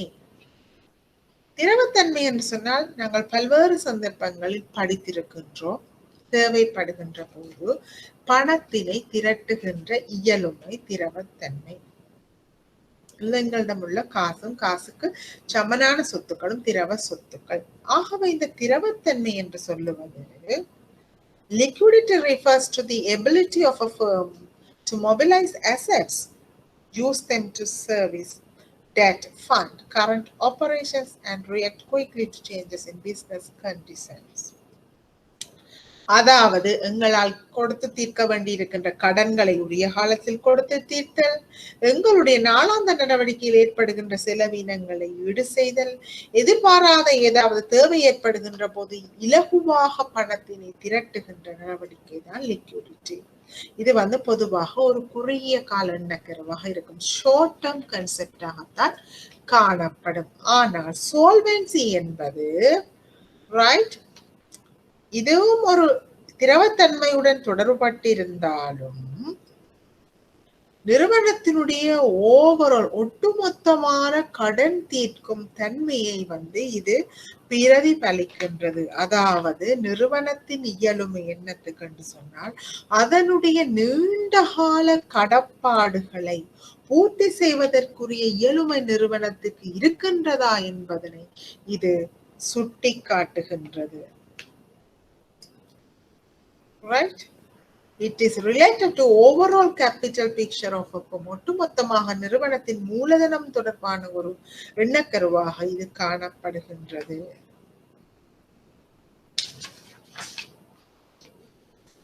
Right. அடுத்தது கேட்பார்கள் சில வேளைகளில், எங்களுக்கு தெரியும் ஸ்ட்ராட்டஜிக் பிளானிங் நாங்கள் விரிவாக பார்த்திருக்கின்றோம். என்னன்னு எங்களுக்கு வடிவாக தெரியும். இருந்தாலும் ஒரு சின்ன ஒரு விவரத்தை ஒரு சுருக்கத்தை நாங்கள் இன்றைய தினம் பார்த்து விட்டு போவோம் பிள்ளைகள்.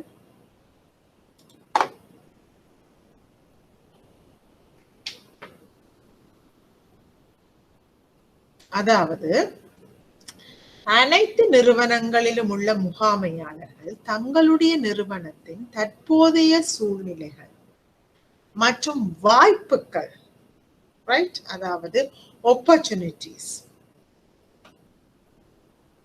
பற்றிய மூலோபாய சிந்தனையில் 3 மைய கேள்விகளை எதிர்கொள்வார்கள். இப்போது எங்கே இருக்கின்றோம், எங்கே போக போகின்றோம், எவ்வாறு போக போகின்றோம் என்பது தொடர்பாக திட்டமிடுகின்ற செயல்முறைதான் இந்த மூலோபாய திட்டமிடல் என்று நாங்கள் விரிவாக கடந்த வகுப்புகளில் நாங்கள் கற்றிருக்கின்றோம்.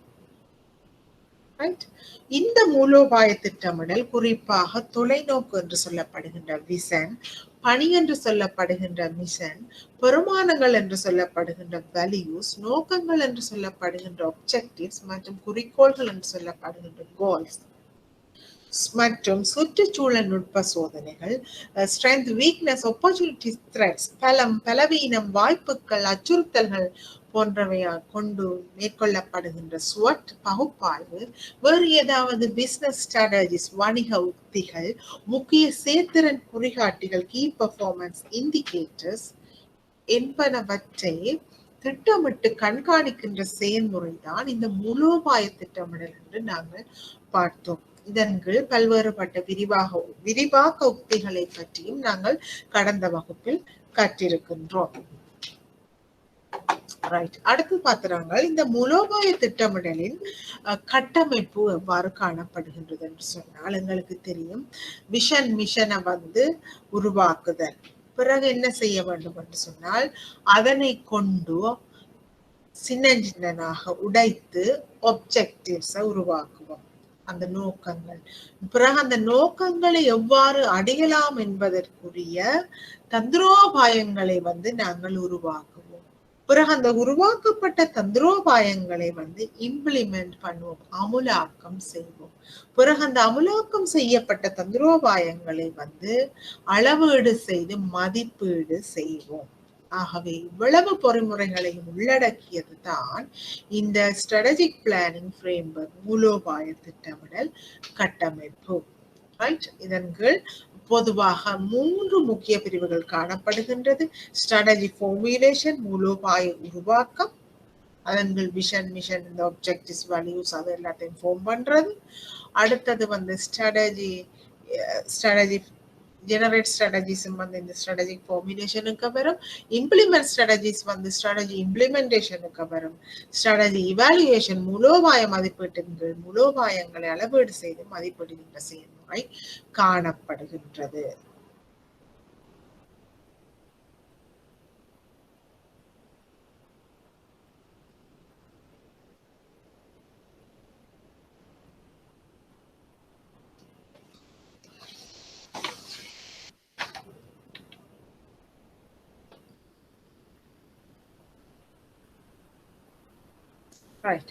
அடுத்த பிரதானமாக பார்த்தாங்க கடந்த கால வினாத்தாள்களின் நிறைய இடத்தில் கேட்கப்பட்டிருக்கின்றது பிள்ளைகள். இந்த பெஸ்டல் அனாலிசிஸ் என்று சொன்னால் என்ன?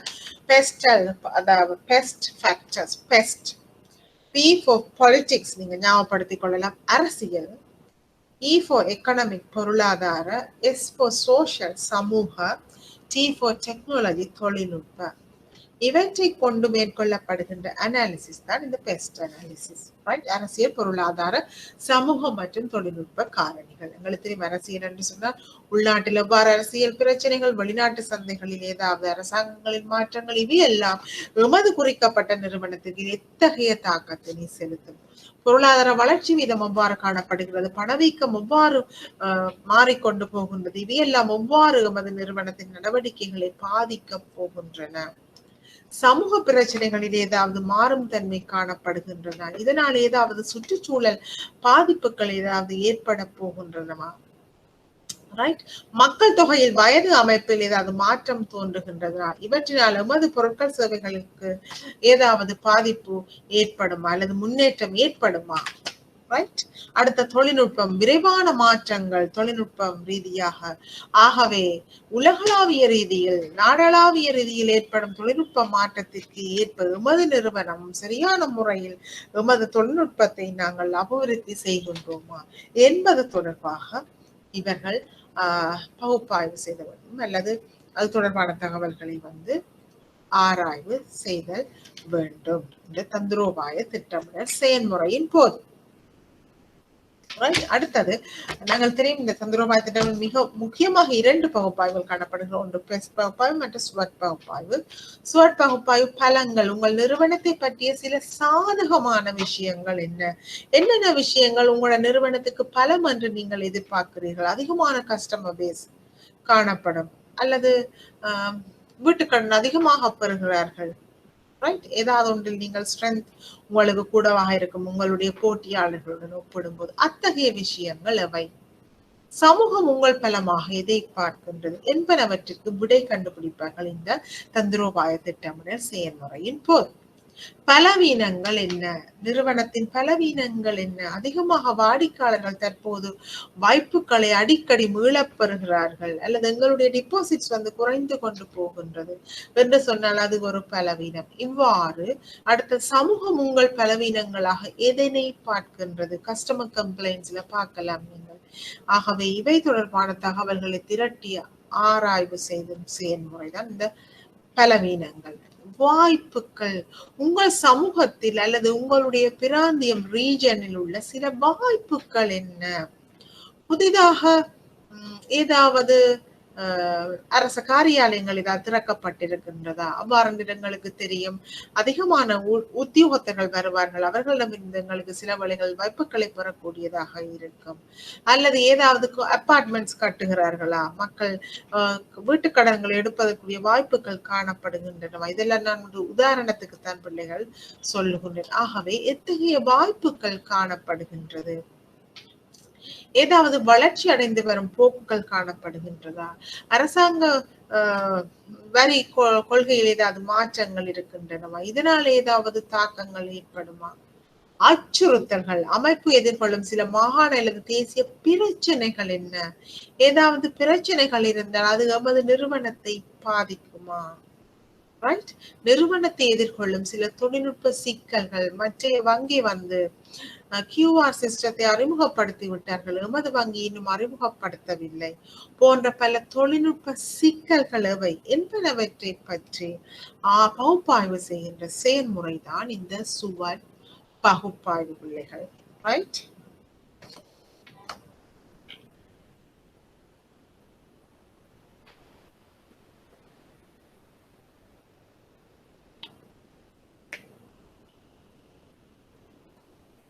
அடுத்தது பிள்ளைகள் நாங்கள் விரிவாக பார்த்திருக்கின்றோம் இந்த வளர்ச்சி உக்திகள் எவை என்று நாங்கள் கணக்க பார்த்திருந்த நாங்கள் வளர்ச்சி உக்திகளாக, அதாவது வளர்ச்சி உக்திகள் எங்களுக்கு தெரியும் நிறுவனத்தை அது இருக்கின்ற நிலையிலிருந்து இன்னும் மேம்படுத்தி செல்லுதல், அதனை வளர்த்தல் தான் இந்த வளர்ச்சி உக்திகள். ரைட்? Internalisation, internationalisation, சர்வதேசமயமாக்கல். உதாரணத்துக்கு நாங்கள் நிதிசார் கம்பெனிகள் என்று நிதிசார் நிறுவனங்களை பற்றி படிக்கின்ற போது புதிதாக ஒரு பிரான்ச், ஒரு கிளையினை இன்னும் ஒரு வெளிநாடில் ஆரம்பித்தல். ரைட்?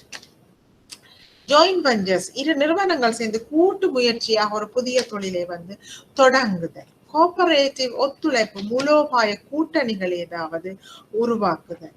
கையகப்படுத்துதல், இன்னும் ஒரு சிறிய கம்பெனியினை நாங்கள் முற்றாக வாங்குதல். ஒன்றிணைத்தல், இரண்டு அல்லது இரண்டுக்கு மேற்பட்ட நிறுவனங்களை ஒன்றாக இணைத்து ஒரு புதிய நிறுவனம் இணைத்தல் அல்லது பழைய நிறுவனத்தின் கீழ் அதனை மாற்றம் செய்தல்.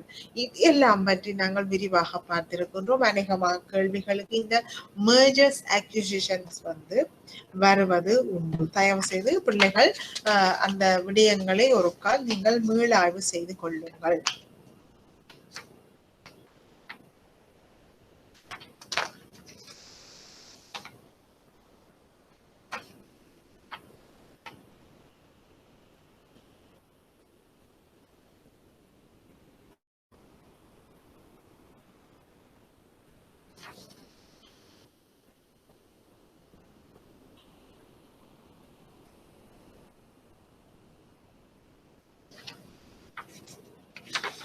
ரைட்? ஒரு சின்ன கேள்வி ஒன்று வந்திருக்கு, எனக்கு தெரியல, சில வழிகளில் யாராவது கேள்வி போட்டால் உங்களுக்கு தெரிந்திருந்தால் நல்லா. What are the main factors contributed the Lehman Brothers ஃபெயிலுக்கு?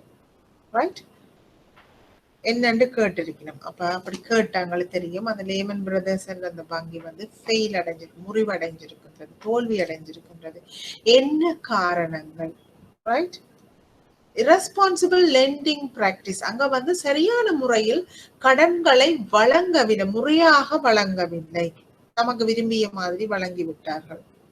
Excessive dependence on credit ratings of counter parties, அப்ப எங்களுக்கு தெரியும் நாங்கள் கடன்களை வழங்குவோம் வாடிக்கையாளர்களுக்கு. அத்தகைய வாடிக்கையாளர்களை இந்த கிரெடிட் ரேட்டிங்ஸ் ஏஜென்சிஸ் இருக்கிறார்கள், அதாவது கடன் தன்மையினை ரேட் பண்றது. ரைட்? உங்களுக்கு தெரியும் மூடிஸ், S&P, ஃபிட்ச் எல்லாம் ஃபேமஸ் கிரெடிட் ரேட்டிங் ஏஜென்சிஸ். ஆனால் இவர் லேமன் பிரதர்ஸ் வந்து அதிகமாக தமது வாடிக்கையாளர்களை தனியே இந்த ரேட்டிங் ஏஜென்சிஸ் ரேட்டிங்க மட்டும் பேஸ் பண்ணி கடனை வழங்கி விட்டார்கள். வளமையாக பிள்ளைகள் ரேட்டிங் ஏஜென்சியோட ரேட்டிங்கோட அந்த நிறுவனங்களினுடைய கடந்த கால பெறுகள், எதிர்கால ப்ரொஜெக்ஷன்ஸ் எல்லாம் நாங்கள் அலசி ஆராய்ஞ்சுதான் கடன்களை வழங்க வேண்டும். ஏனெனில் அவர்களுடைய ரீபேமெண்ட் கெப்பாசிட்டி வந்து கடனை திருப்பி செலுத்தும் இயலுமையை வந்து சரி பார்க்க வேண்டும். அதனை செய்ய இவர்கள் தவறிவிட்டார்கள் லேமன் பிரதர்ஸ். ரைட்? அங்கே வந்து சரியா ஒரு நல்ல கொள்கைகள், கோட்பாடுகள் இருக்கவில்லை. வீக் பாலிசிஸ் தான் அங்கு காணப்பட்டது, குறைபாடுடைய கொள்கைகள். ரைட்? அடுத்தது நான் ஏற்கனவே கூறிய மாதிரி இந்த லாபத்தை ஈட்டி தந்தால் உங்களுக்கு ஒரு உபகார கொடுப்பனவு அல்லது மேலதிக கொடுப்பனவு வழங்கப்பட வேண்டும் என்று சொல்லி ஒரு உத்வேகம் வந்து அங்க ஊழியர்கள் மத்தியில் இருந்தது. அதுவும் அவர்களை அதிகளமான இடநேர்வுகளை எடுப்பதற்கு வழிவகுத்து விட்டது. அடுத்தது புவர் ஓவர்சைட் ஃபங்க்ஷன், சரியான முறை ஒரு மேற்பார்வை செயல்முறையும் அங்கே நடைபெற்றிருக்கவில்லை.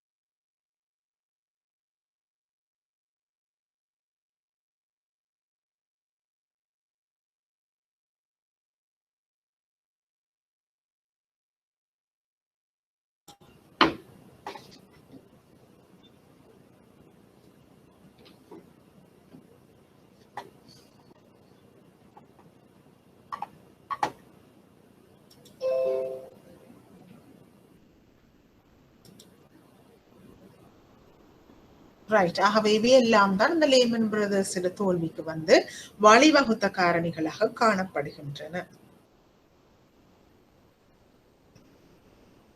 ஆகவே இதுல இருந்து கற்றுக்கொண்ட பாடங்கள் என்ன? இதுதான் கேட்கப்படலாம். ஒரு நிறுவனங்களின் முறிவில் இருந்து கற்றுக்கொண்ட பாடங்கள், இலங்கையிலே ஒரு சில நிதிசார் கம்பெனிகள் முறிவடைவதற்குரிய காரணங்கள் என்ன என்று கூட கேட்கப்படலாம். ஆகவே அங்கே வந்து நாங்கள் சொல்லலாம், சரியான ஒரு ஓவர்சைட் மேற்பார்வை செயல்முறை இருக்கவில்லை, உரிய கொள்கைகள் கோட்பாடுகள் வந்து பேணப்படவில்லை, சரியான முறையில் அதாவது கடனை வழங்கும் போது அவர்களினுடைய கடன் பெறுபவர்களினுடைய கடனை திருப்பி செலுத்தும் இயலுமை வந்து சரியான முறையில் மதிப்பீடு செய்யப்படவில்லை, போதிய அளவு ஓவர்சைட் ஃபங்க்ஷன் மேற்பார்வை செயல்முறை இருக்கவில்லை, ரெஸ்பான்சிபிள் லெண்டிங் பிராக்டிஸ் முறையற்ற ரீதியில் கடன்களை வழங்கி இருக்கிறார்கள். இது எல்லாவற்றையும் நாங்கள் இலங்கையில் முறிவடைந்த கம்பெனிகளுக்கும் கூட நாங்கள் உதாரணமாக சொல்லலாம். ஆகவே இவற்றிலிருந்து கற்றுக்கொண்ட பாடங்கள் என்ன என்று சொன்னார் பிள்ளைகள், ரைட்?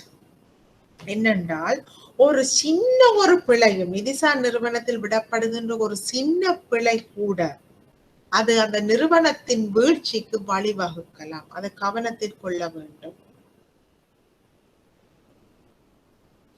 பாரிய நிறுவனங்கள் கூட சின்ன கம்பெனிகள் மாதிரி முறிவடைவதற்குரிய சாத்தியம் இருக்கின்றது. லேமன் பிரதர்ஸ் வந்து ஒரு மிகப்பெரிய பேங்க், அது கூட முறிவடைந்திருக்கின்றது. ரைட்?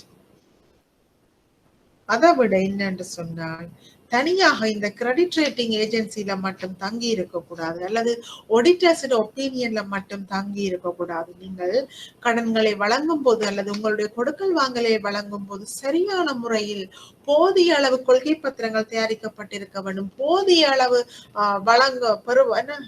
வாடிக்கையாளர்களுடைய தரவுகள் வந்து திரட்டப்பட்டு பகுப்பாய்வு செய்யப்படுதல் வேண்டும். ஆகவே இவையெல்லாம் நாங்கள் கடந்த கால அனுபவங்களில் இருந்து கற்றுக்கொண்ட பாடங்களாக காணப்படுகின்றன. சில வேளைகளில் இன்றைய காலத்தை தொடர்படுத்தியும் கேட்கப்படலாம். நாங்கள் த ஃபைனான்ஸ் கம்பெனிக்குரிய லைசன்ஸ் வந்து கேன்சல் பண்ணப்பட்டிருக்கு. சில வேளையில் காரணம் என்ன, கற்றுக்கொண்ட பாடங்கள் என்ன என்று கூட கேட்கப்படலாம் பிள்ளைகள். ரைட்? அடுத்தது இந்த சக்சஷன் பிளானிங் என்று சொன்னால் என்ன?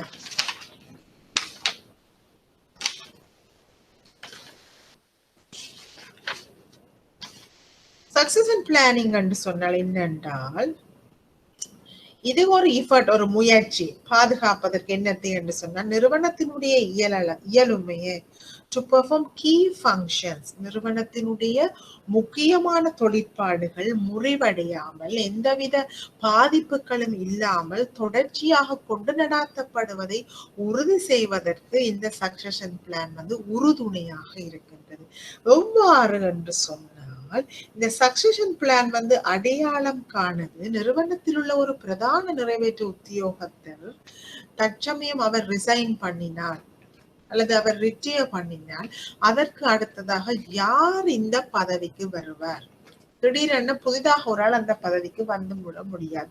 ஆகவே இந்த சக்சஷன் பிளானிங் உள்ள சக்சஸர் வந்து ஏற்கனவே அந்த குறிக்கப்பட்ட துறை தொடர்பாக போதிய அனுபவத்தை கொண்டவராக காணப்படுவார். ஆகவே நிறுவனம் இந்த சக்சஷன் பிளானிங் அடையாளம் காண்பதன் ஊடாக சரியான சக்சஸர் தொடர்ந்து அந்த துறையை அந்த தொழிற்பாட்டை நடத்துவதற்குரிய ஆளை அடையாளம் கண்டு வைத்திருப்பதன் ஊடாக வங்கியினுடைய அல்லது நிதி கம்பெனிகளினுடைய பிரதான செயற்பாடுகளை எந்தவித இடையூறும் இல்லாமல், ஒருவர் விலகினாலும் எந்தவித இடையூறும் இல்லாமல் தொடர்ந்து நடத்தக்கூடியதாக இருக்கும்.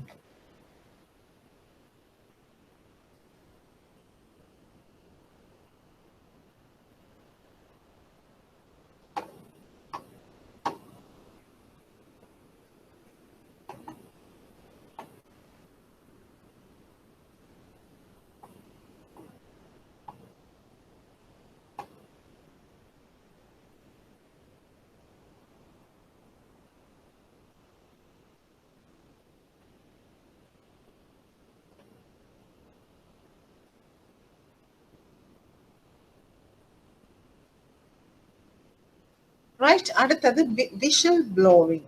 இதுவும் நீங்க தெரிந்திருக்க வேண்டும் பிள்ளைகள். சில நான் படிப்பிக்கல, அதெல்லாம் இன்றைக்கு சொல்கிறேன். சில பரீட்சைக்கு வந்திருந்தா நீங்கள் யோசிக்க கூடும், மிஸ் இதை படிப்பிக்கவில்லை என்று சொல்லி. இந்த விசில் ப்ளோவிங்ன்றது ஒரு அமைப்பின் உள்ளிருந்து கொண்டே அது நடக்கும் தவறுகளை வெளியில் கொண்டு வருதல் என்றால் என்ன?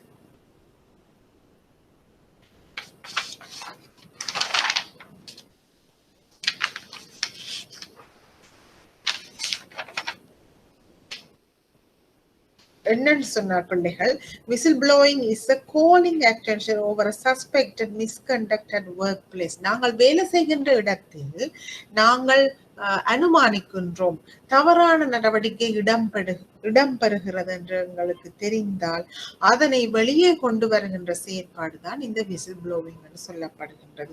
அதை எவ்வாறு தெரியப்படுத்த வேண்டும் உரியாக்களுக்கு என்று சொல்லி நிறுவனங்களுக்கு இந்த விசில் ப்ளோவிங் பாலிசிஸ் ஒன்று இருக்கும். அநேகமாக நாங்கள் யார் ரிப்போர்ட் பண்ணுகிறோம் என்று தெரியாமலும் இருக்கலாம். சில அது நிறுவனத்தை பொறுத்தது.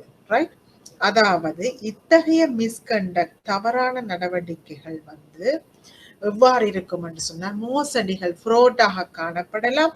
இல்லாட்டி ஏதாவது கொரப்ஷன்ஸ், என்னன்னு சொல்லுவோம் கொரப்ஷன்ஸ் என்று சொன்னால் அதிகமாக பணம் வசூலித்தல் முறையற்ற ரீதியில் காணப்படலாம். ஏதாவது வயலேஷன் ரூல்ஸ் அண்ட் ரெகுலேஷன்ஸ் வந்து மீறப்படுகின்ற செயல்முறைகளாக இருக்கலாம்.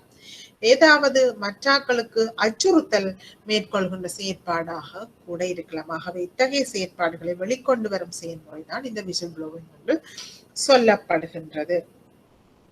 ஆகவே ஏது செய்யப்படுகிறது என்று சொன்னால் ஒர்க் பிளேஸில் உள்ள வேலை செய்கின்றவர்களின் ஆர்வத்தினை பாதுகாக்கும் நோக்கில் அவர்கள் ஒரு அமைதியான முறையில் வேலை செய்வதை உறுதிப்படுத்துவதற்காக இது கொண்டு வரப்படுகின்றது. ரைட். ஆகவே கம்பெனிகள் வந்து அவர்களுடைய ஊழியர்களை வந்து மோட்டிவேட் ஊக்கப்படுத்த வேண்டும். ஏதாவது பிழைகள் அவர்கள் அடையாளம் கண்டால் அதனை தெரியப்படுத்தும்படி அவர்களை அலர்ட் பண்ணுவதற்கும் இது வந்து பாவிக்கப்படுகின்றது. இது தொடர்பான அவேர்னஸ் வந்து ஊழியர்களுக்கு வழங்கப்படுதல் வந்து மேலும் நல்லது என்று சொல்லப்படுகின்றது. ரைட். ஆகவே பிள்ளைகள் இவ்வளவுதான் நான் முக்கியமானது என்று சொல்லி கடந்த கால வினாத்தாட்களில் இருந்து என்னால் தெரிந்தெடுக்கப்பட்ட சில பகுதிகள். இன்னும் சில கேள்விகள் நான் பார்த்தேன். ஆனால் அது தொடர்பாக நான் மிகவும் நிறைய கதைத்திருக்கின்றேன் கடந்த வகுப்புகளில். அத்தகைய வினாக்களை வந்து நான் இங்கே போடவில்லை என்று சொன்னால் அது வேஸ்ட் ஆஃப் டைமாக இருக்கும், நேர பற்றாக்குறையும் இருக்கின்றது, உங்களுக்கும் சில வழிகளில் போரிங்காகவும் இருக்கலாம். ஆனால் நான் குறைவாக கதைத்த விடயங்களை வந்து இங்கே நான் அத்தகைய கேள்விகளை நான் இங்கே வந்து உங்களுக்கு இன்றைய தினம் விரிவாக விளங்கப்படுத்தி இருக்கின்றேன் பிள்ளைகள். இன்னும் உங்களுக்கு 10 நிமிடம் காணப்படுகின்ற காரணத்தினால் அந்த ஸ்லைட்ஸ் ரைட் இதுக்கு வருவோம். நான் இது தொடர்பாகவும் சொல்லணும்னு நினைக்கிறேன். மெர்ஜர்ஸ் நாங்கள் படித்திருக்கின்றோம். சில கேள்வி வந்திருக்குது, மெர்ஜர்ஸும் அக்யூசிஷன்ஸும் வந்து ஒன்றா விளங்கப்படுத்தும் சொல்லி உண்மையா இல்ல, இரண்டுமே வேறு வேறு. மெர்ஜர்ஸ் என்று சொன்ன பிள்ளைகள் அக்யூசிஷன்ல இருந்து வேறுபடுகிறது எவ்வாறு என்று சொன்னால் combination of two previously separate organization, ஏற்கனவே உள்ள இரண்டு வெவ்வேறு நிறுவனங்களினை ஒன்றிணைக்கும் செயற்பாடு mergers, ஒன்றிணைத்தல். ரைட்? ஒன்றிணைச்சு ஒரு புதிய கம்பெனியை உருவாக்குவது merger. Merger entities are often of similar size. கிட்டத்தட்ட ஒரே அளவான சைஸ் அளவை கொண்ட கம்பெனிகளாக காணப்படும். என்ன எதிர்பார்ப்பு என்று சொன்னால் with expectation of broadly equal status, அதாவது ஒரே மாதிரியான ஸ்டேட்டஸையும் கொண்டிருக்கும் என்று எதிர்பார்க்கப்படுகிறது. அக்விசிஷன் என்று சொன்னால் அக்யூர் பண்ற கையகப்படுத்துறது பிள்ளைகள் என்னத்தை என்று சொன்னால் கண்ட்ரோல் ஆஃப் எனது கம்பெனி, இன்னொரு கம்பெனியினுடைய கட்டுப்பாட்டினை கையகப்படுத்துகின்ற செயல்முறைதான் அக்விசிஷன் என்று சொல்லப்படுகின்றது. ரைட்? எவ்வாறு என்று சொன்னால் அந்த கம்பெனியில் உள்ள பங்குகளை கொள்வனவு செய்வதன் ஊடாக. Right? This acquisition is achieved by purchasing a majority of shares in a target company. அப்ப உங்களுக்கு விரும்பின ஒரு கம்பெனியில் உள்ள majority 50க்கு மேலதிகமான பங்குகளை நாங்கள் வாங்குவதன் ஊடாக அந்த குறிக்கப்பட்ட நிறுவனத்தின் கண்ட்ரோல், கட்டுப்பாட்டை நாங்கள் எடுக்கின்ற செயற்பாடுதான் இந்த கையகப்படுத்தல் அல்லது அக்விசிஷன் என்று சொல்லப்படுகிறது. பிள்ளைகள், இன்றைய கிளாஸ் உங்களுக்கு மிகவும் ஒரு யூஸ்ஃபுல்லாக இருக்கும். தயவு செய்து முழுதாக இன்றைய வகுப்பினை நீங்கள் பரீட்சைக்கு போவதற்கு முதல் 2 மணித்தியாலங்கள் ஒதுக்கி இன்றைய நாள் கலந்துரையாடலை தயவு செய்து நீங்கள் கேட்டுவிட்டு போனால் உங்களுக்கு நான் நினைக்கின்றேன் மிகவும் பிரயோசனமாக இருக்கும் என்று சொல்லி. ரைட்?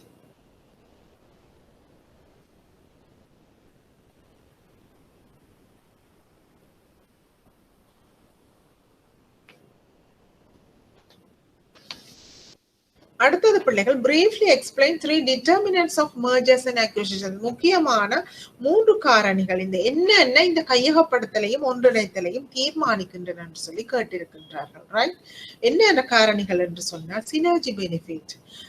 ஒன்றுக்கும் மேற்பட்ட நிறுவனங்கள் ஒன்று சேரும் போது அதிகளவான நன்மையினை நாங்கள் பெற்றுக்கொள்ளக்கூடியதா இருக்கும். உங்களுக்கு தெரியும், அடம்பன் கொடியும் திரண்டால் இருக்கு. அல்லது நாங்கள் ஒருவர் தனியாக ஒரு வேலையை செய்கின்றதை விட இருவர் அல்லது இருவருக்கும் மேற்பட்டவர் சேர்ந்து செய்கின்ற போது அந்த வேலையை இன்னும் விரைவாகவும் சரியாகவும் செய்யக்கூடிய நிலை தோன்றலாம். அதுதான் இந்த சினர்ஜி பெனிஃபிட். ரைட்? அடுத்தது, ஏற்கனவே இருக்கின்ற அந்த சந்தை பங்கை நாங்கள் கூட்டிக் கொள்ளலாம். எக்ஸ் என்ற கம்பெனிக்கு ஒரு வீத ஷேர் இருக்கு, மார்க்கெட் ஷேர். Y என்ற கம்பெனிக்கு ஒரு வீத மார்க்கெட் ஷேர். ரெண்டையும் நாங்கள் ஒன்றிணைக்கும் போது இப்போது நாங்கள் 2 விதமான மார்க்கெட் ஷேரை சந்தையில் அனுபவிக்கக்கூடிய மாதிரி இருக்கலாம். ரைட்? அத்துடன் நாங்கள் புதிதாக இன்னும் ஒரு சந்தைக்கும் நாங்கள் சில வேளைகளில் நுழையக்கூடியதாக இருக்கும். இன்னும் ஒரு நிறுவனத்தை நாங்கள் கையகப்படுத்துகின்ற போது அல்லது இணைக்கின்ற போது. ரைட்? போட்டித்தன்மையை குறைக்கும். ஏனென்றால் போட்டியாளரை கூட நாங்கள் mergers and acquisition செய்யலாம். ரைட்? வினைத்திறனை இது கூட்டும், மேலதிக முதலீட்டு வாய்ப்புகளை இது கூட்டும், டாக்ஸ் பெனிஃபிட்ஸை இது ஈட்டி தரும், வளங்களை திறம்பட பயன்படுத்தி கொள்ளலாம் போன்றவற்றுக்கு இவை பெரிய காரணிகளாக காணப்படுகின்றது இந்த mergers and acquisition செய்வதற்கு. ரைட்? அடுத்தது, discuss 3 elements that are essentials for successful mergers and acquisition. ஒரு வெற்றிகரமான ஒன்றிணைத்தல் அல்லது கையகப்படுத்தலுக்குரிய 3 காரணிகளை டிஸ்கஸ் பண்ண சொல்லி கேட்டிருக்க பிள்ளைகள். ரைட்? என்னன்னு சொன்னால், வெற்றிகரமாக இது நடக்க வேண்டும் என்று சொன்னா இவர்கள் தீர்மானிக்க வேண்டும் அவர்களினுடைய இலக்கு அல்லது ஒன்று சேர்ந்த பிறகுள்ள நோக்கம் என்ன என்பதை தெளிவாக தீர்மானிக்க வேண்டும். முறையான கலந்துரையாடல்களையும் அடிக்கடியான ஒரு தொடர்பாடலையும் அத்தகைய நிறுவனங்களுடன் தொடர்ச்சியாக பேணுதல் வேண்டும். ரைட்? எப்படி இத்தகைய நடவடிக்கைகளுக்கு நிதியிட போகின்றோம் என்று சொல்லதை என்பதனை ஏற்கனவே தீர்மானிக்க வேண்டும். ரைட்? தொடர்ச்சியாக மானிட்டர் பண்ண வேண்டும், கண்காணிப்பு செய்ய வேண்டும். mergers செய்த பிறகு அதனுடைய நடவடிக்கைகளை இவாலுவேட் பண்ண வேண்டும், மதிப்பீடு செய்ய வேண்டும். தேவை ஏற்படுகின்ற போது தேவையான அமெண்ட்மெண்ட்ஸ் மாற்றங்களையும் வந்து செய்து கொள்ளுதல் வேண்டும். ரைட். அடுத்தது பிள்ளைகள், what are the common reasons for mergers and acquisition failures? ஏன் வந்து சில சந்தர்ப்பங்களில் இந்த mergers ஒன்றிணைத்தல் கையகப்படுத்தல் வந்து சில வேளைகளில் தோல்வி கண்டிருக்கின்றது? அதற்கான காரணங்கள் என்ன? Right. lack of social and cultural fit. இரண்டு நிறுவனங்களுக்கு இடையில் நல்ல ஒரு சமூக கலாச்சார ஒரு ஒத்துழைப்பு இல்லாமல் போகலாம். ஊழியர்களுக்கு இடையில் முரண்பாடு காணப்படலாம். சரியான முறையில் ஒரு முகாமைத்துவ ஸ்டைல்ஸ் அந்த வடிவம் இல்லாமல் போகலாம். முகாமையாளர்களுக்கு இடையில் பிரச்சனைகள் தோன்றலாம். ரைட். இந்த கோல்ஸ், இலக்குகள், மிஷனை வந்து தயாரிப்பதில் பிணக்குகள் ஏற்படலாம். இதை சரியான முறையில் செய்வதற்கு தேவையான எதிர்பார்க்கப்பட்ட நிதியினை திரட்ட முடியாமல் போகலாம். இது தொடர்பான போதிய அளவு இதில் ஈடுபடுகின்றவர்களுக்கு இது தொடர்பான போதிய அளவு எக்ஸ்பர்டைஸ் அனுபவம் வந்து போதாமல் இருக்கலாம். ரைட். இலக்குகளை அடைய முடியாமல் போகலாம் போன்ற பல்வேறு காரணங்களினால் இவைகள் சில வேளைகளில் தோல்வி அடைவதற்கான சாத்தியக்கூறும் காணப்படுகின்றது. ரைட். ஓகே பிள்ளைகள், நான் அநேகமாக எல்லாமே கவர் பண்ணி விட்டேன் என்று நினைக்கின்றேன். பாடத்திட்டத்தில் உள்ளது. தயவு செய்து எல்லா பாடப்பரப்பையும் மீளாய்வு செய்துவிட்டு செல்லுங்கள் பரீட்சைக்கு செல்வதற்கு முதல்ல. ரைட். அடுத்த கடைசியாக இன்னொரு விஷயம், அவுட் சோர்சிங் என்று சொன்ன நான் வடிவா விளங்கப்படுத்தி இருக்கின்றேன் ஏற்கனவே.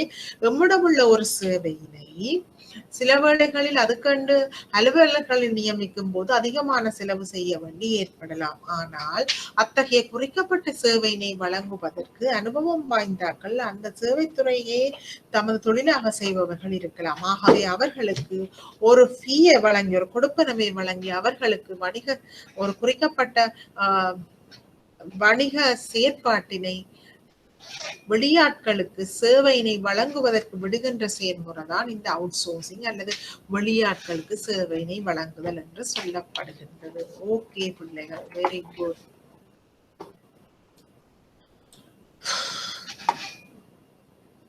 ரைட்.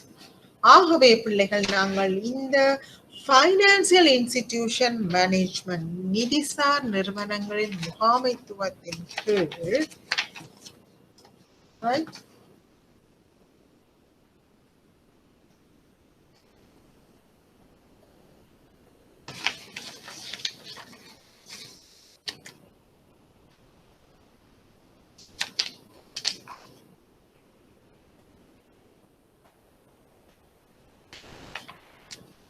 இந்த டிப்ளோமா பாடத்தின் கீழ்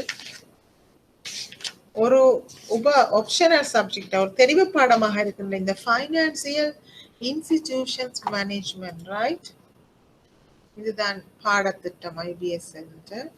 ரைட். நான் இந்த பாடத்திட்டத்தின் சுருக்கம் தான் இங்கே தந்திருக்கின்றேன் பிரதான சிலபஸாக.